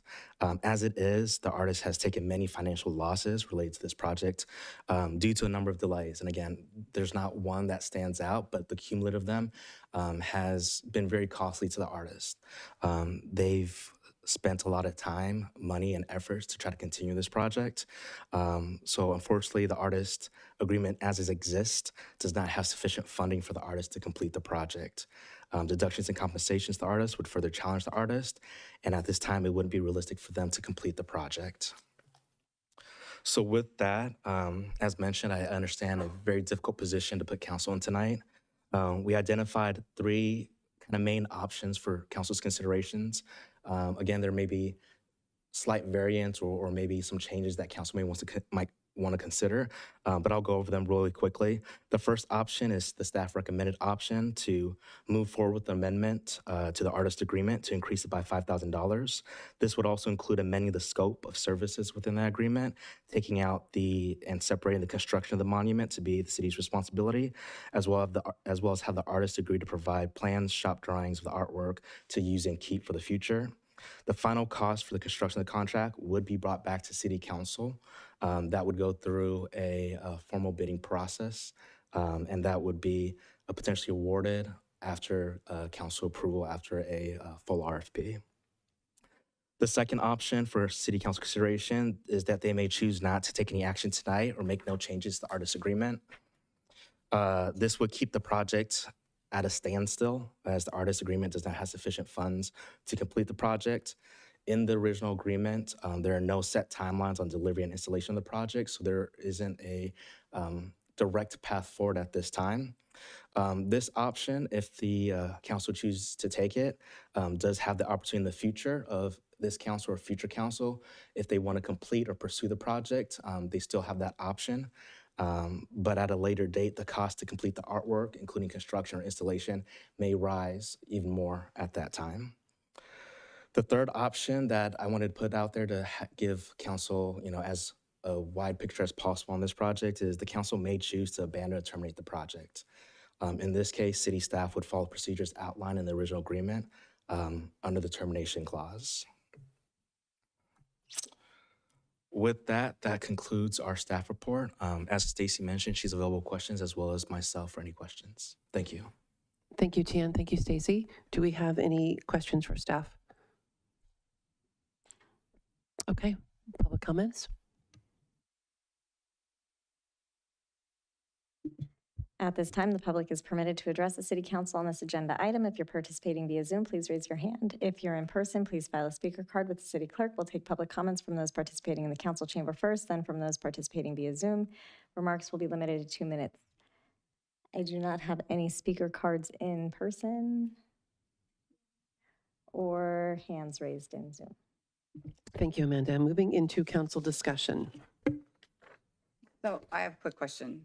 So with project number 337-37244, it's the Four Corners. And do we have enough money in there to finish all of the projects?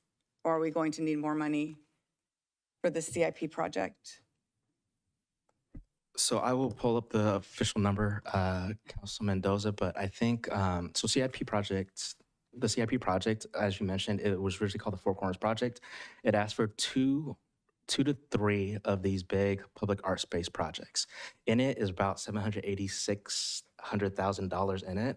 So there's enough funding right now to, you've already approved Fields of Time for that to go forward. So you have enough money for that. If you choose to move forward with this project with all the $417,000, you'll have enough money in there for that. You'll have a little bit left over. So just doing some quick mental math, you're in the high 600 range. But I think the other part of your question is, I don't know if there's going to be enough money if you were looking to a third public art space project of this size.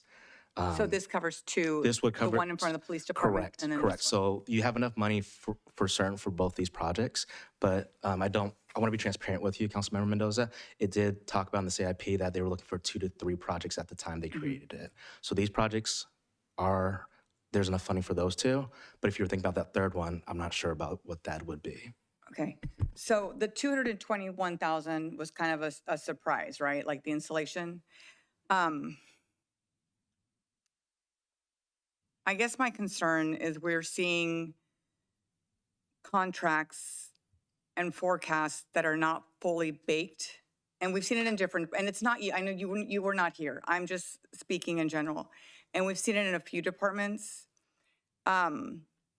So my watch out to staff is we need to be super diligent on our contracts. They need to make sure that everything is lined item, that we are not surprised by anything. We all know that the money is tighter because we're not building as much. We don't have as many development fees, which residents want, right? They don't want to grow. So when you don't want to grow, you're going to have to reduce spending on some other stuff. But I am disappointed that we're seeing some surprises, and I think there's going to be a few more. So going forward, we really, really need to be diligent on these contracts. And I don't know how much I can emphasize that. But $221,000, when, it doubles your project, right? So, it's just my comment. I don't think there's anything we can do. I love the project. I think you said you watched the meeting. I was there when I'm like, let's move it from Balfour to Sand Creek. So I love the location. I love it better than when it was going to be in front of the cart bridge because they were going to be competing and I didn't want this piece competing. So I think it's a great location. I like the piece. I'm just disappointed in the forecasting and the big miss. And I have to say it. So sorry. I know you weren't here. No, I appreciate that, Councilmember Mendoza. And if I can, I do have that number in that CIP sheet, $786,383 is in that CIP. And again, both this project and Fields of Time, that it does have enough funding to complete both projects. Yeah. Thank you, Tian. Any other discussion? I have a bunch. I just wanted to give other people opportunity to speak first, but because you all want the floor. So as well, thank you, Tian. I continuously will say thank you for stepping into shoes that were not your own when some issues happen. I am not disappointed in you, but I am disappointed in your predecessors. Katie, I'm disappointed in your predecessors. This is not a Katie issue, but I'm very disappointed in this contract. One, Katie, was there a force majeure clause in this contract? I don't have the original contract here. It's not part of the packet tonight. I do not believe there was. Oh, gosh. Okay. I'm sorry. I just want to pull my hair out as a lawyer. That's horrible. And thank you, ma'am, for everything that you said when you spoke at the podium. And none of my ill content is with you at all. Thank you for your artwork and your spouse's artwork, your company's artwork. This is an epic fail. I'm going to be on record for our city for having a horrible, legally drafted contract. And again, not by our current city attorney. I can't believe we didn't have a force majeure clause in the contract.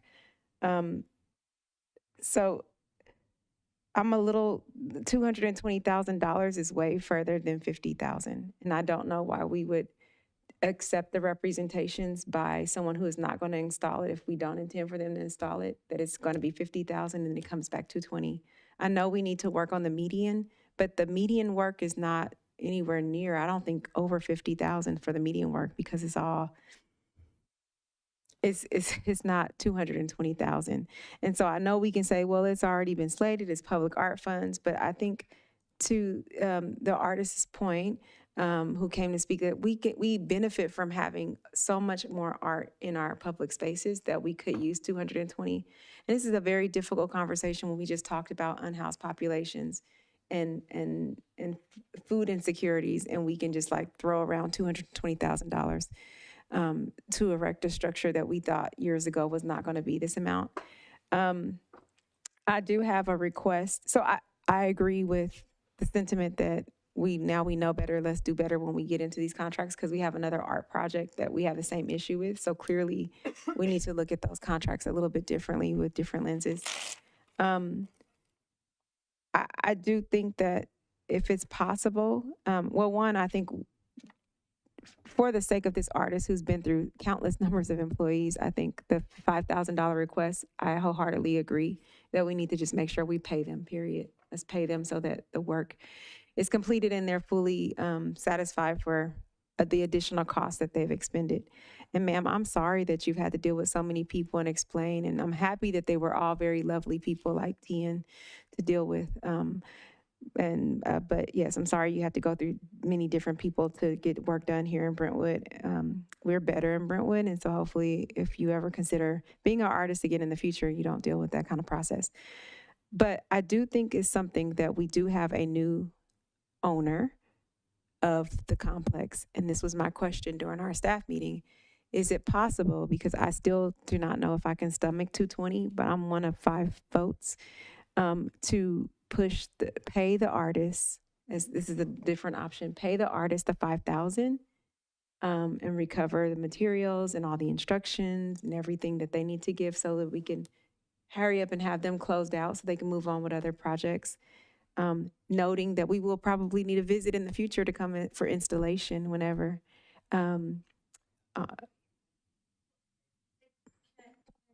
Yes.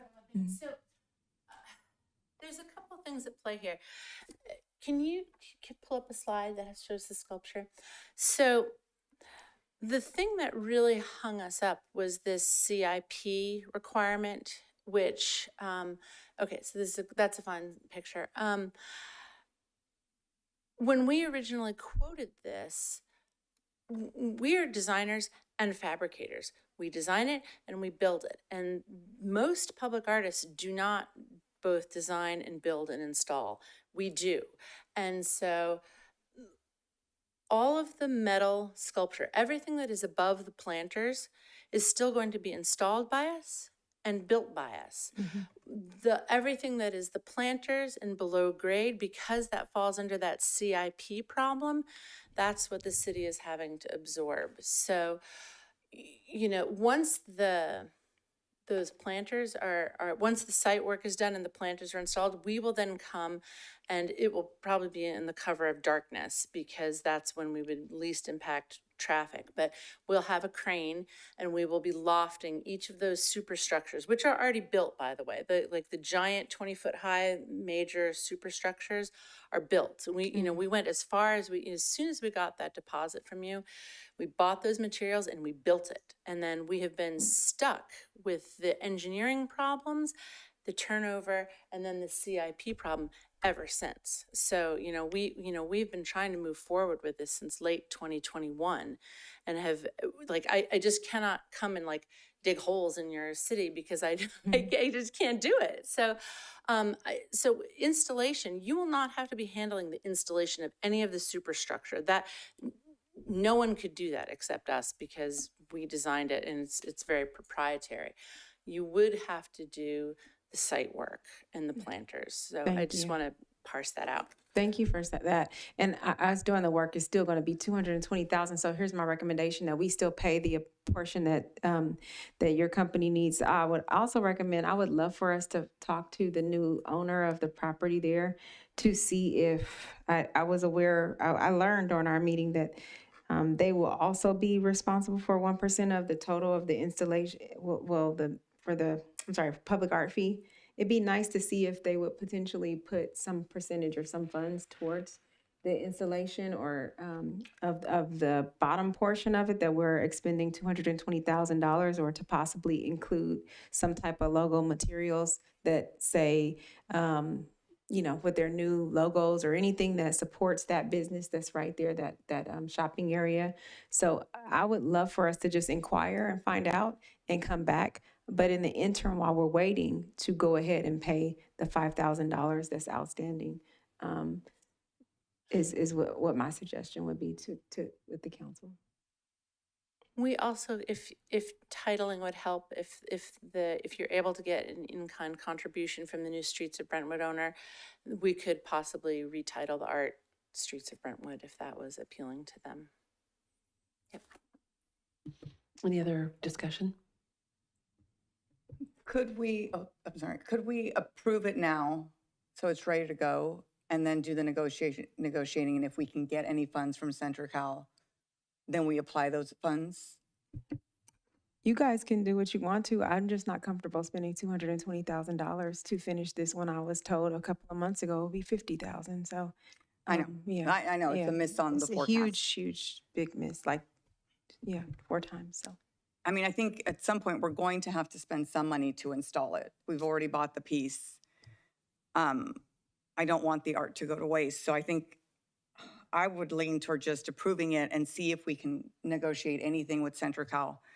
I mean, I'm not happy about having to pay any of it, considering we thought it was happening. But yeah.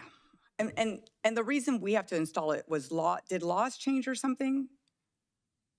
So it wasn't a law change, Councilmember Mendoza. It was that it wasn't laid out what that responsibility was, because we hit a public work construction contract with the DIR that it crossed the threshold for construction. We had to follow certain procedures to be in compliance.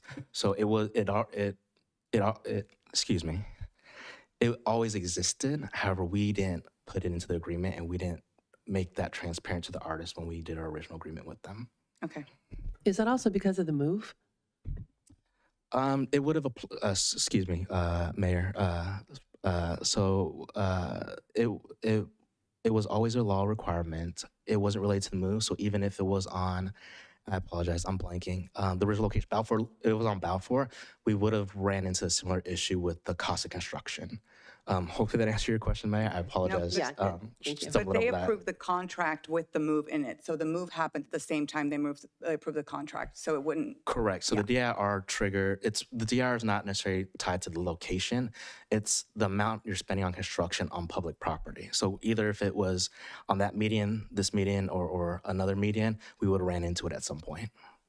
Okay, Councilmember Maloney. First, I'd like to thank staff. Thank you, Thean, and your staff for everything that you've done on this project. It's been a pleasure learning about it. And for the artists, thank you so much for coming and presenting. I really appreciate that. Thank you. Oh, well, you said Vermont. I'm like, that's really far. Thank you. Oh, very nice. Okay. Thank you. Question for you, Thean. Is the 220 for sure 220, or could it be lower? Good question, Councilmember Maloney. So that's our best current engineer estimate based off of completing the project in the next couple of years. I mentioned it a touch in the staff report. There are some opportunities that we might be able to do some cost savings, especially with doing some of the irrigation work, some of the electrical work in-house with some of our staff, obviously paying them and charging it back to the account. But it is the best conservative engineer's estimate that we have at this time, with the thought that what this would look like if we were to bid it out and complete in the next couple of years. I know that's a long answer, and I think you're looking for a yes and no. But again, I just want to give you as full of answer I can, just because I don't know what the future is going to hold. It'd be great if it's lower, and that's what staff's going to work towards. But I've learned not to guarantee that on the dais. Thank you. I appreciate the transparency. Thank you. Is there a chance it's going to be higher? Mayor, I think that's a great question. There's always a chance. If that comes, I definitely have lessons learned to make sure I bring that back sooner rather than later, so that council can digest that. One of the things I do want to mention, I think Stacy did a good job of articulating it. This is really trying to do amendment to the artist agreement from 175 to 180. We also built into that amendment timelines of when things need to come back to the city so that we continue to move forward and stay on track. I know Motivate Middle has worked through a good amount of city delays, so we want to ensure that if there's no city delays, they're able to move forward as outlined in the agreement. So that is important to us to talk about. Can you approach the mic? Thank you. So, your question about could it go up? Things are very uncertain right now. So I would like to say that if for some reason we foresee an absolutely egregious rise of rates due to circumstances beyond all of our controls, as much as I would like to move this forward faster, we have the space and ability, if you need us to delay until we think that temperatures and prices can come down again, we would do that. So if it comes back that just because of unanticipated inflations that it's not tenable, tariffs, we will work with you. Like, we're imminently patient. We have a huge studio and we have a lot of space, and I just need the reciprocity of understanding, because we've had to bump many of our projects. Like it crushed us financially because we expected we'd be doing this work and then it didn't happen, and then I had to scramble to find other work, and it was very hard. And so if we need to push out just to accommodate our target budget, we will do that. So, but Thank you for that. yeah. Actually, thank you a lot. Okay, at this point. Ma'am? Oh, thank you. Sorry. First of all, I want to thank staff. You guys did an amazing job trying to put it back together. My fear of waiting at all is, since January, we spent another $170,000, and I'm a little bit fearful of what the future has in store for us, and waiting that out. I don't know if I'm that patient of a human being.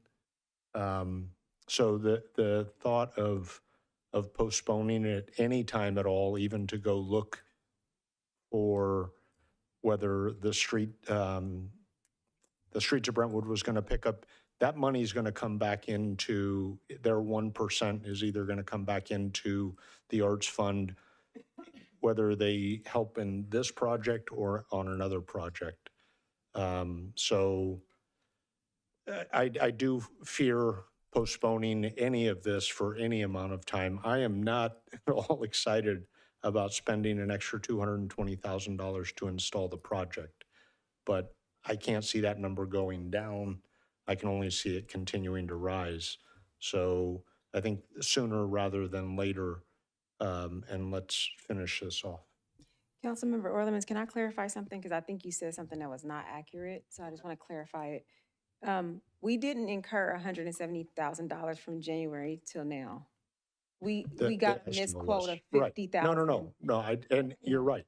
But, I mean, when I'm sitting and listening to the artists tell me this project's been ready to install since 2021, and we're now in 2025, talking about additional costs because of, Poor contract drafting. well, not only poor contract, but the inflation and the cost of materials going up and everything else that's associated with that.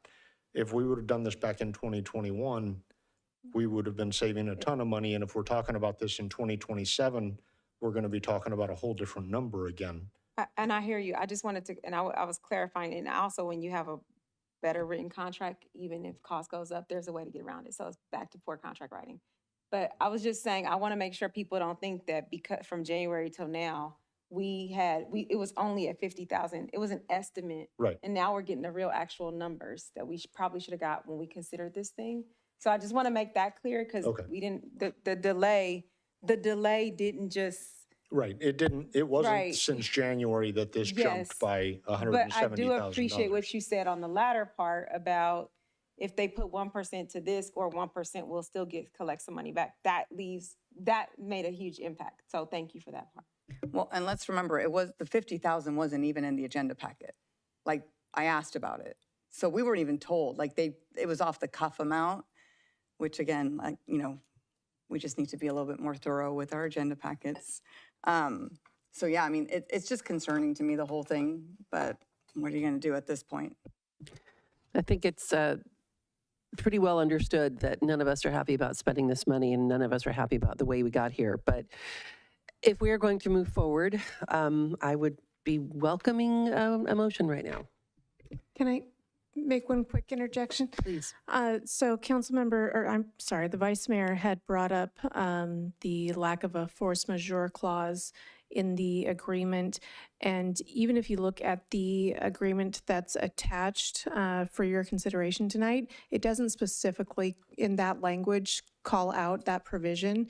So if the council wants to ask the artist whether they would be amenable to adding that, she's nodding her head in the affirmative so as to indicate that she would. With the council's agreement, we could add a force majeure clause to this before it's signed and executed. Thank you, Katie. With that, do we have a motion?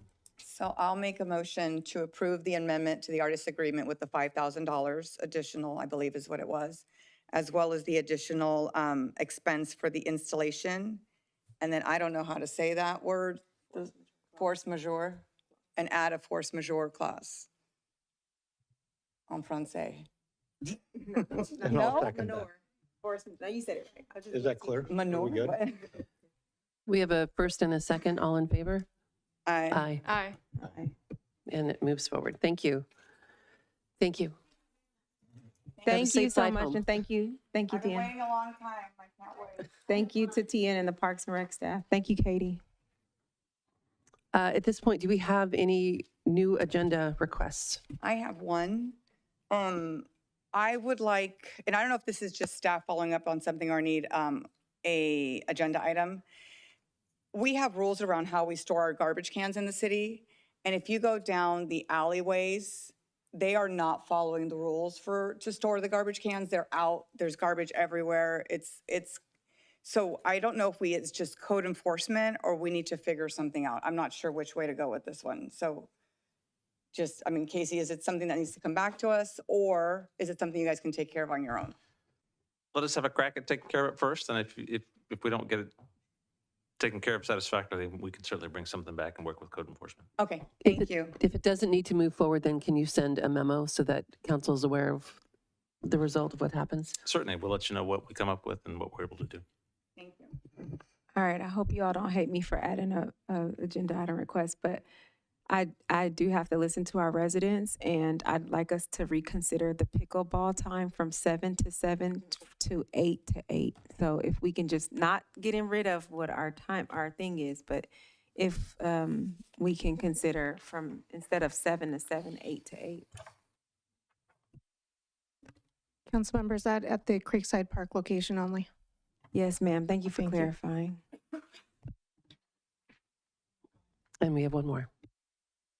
I don't know if this is an agenda review or maybe an update, but I would like to know, or maybe if we can get a memo from Code Enrichment on how they operate with businesses that have private property that's accessible to the public, and if they have any type of encampments on it.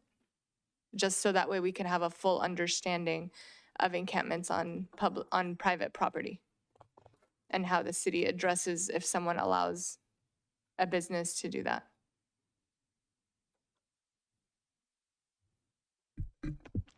I think we can look at those administrative use permits that we currently have in place with downtown businesses for those outdoor dining uses and get back to you an answer about whether it's consistent with that or not. And maybe that might satisfy, and we'll get a memo to the whole council if that works. And I was looking more specifically like parking lots of like gyms or other businesses that have encampments on them. Got it. Okay. Thank you. And I wanted to mention, I don't think this is a future agenda item, but the vice mayor mentioned the golf cart situation. And I wondered if you were interested in having there be like a social media education campaign. Okay. With that, do we have a motion for adjournment? I make a motion to adjourn. I'll second. All in favor? Aye. We are adjourned. Thank you.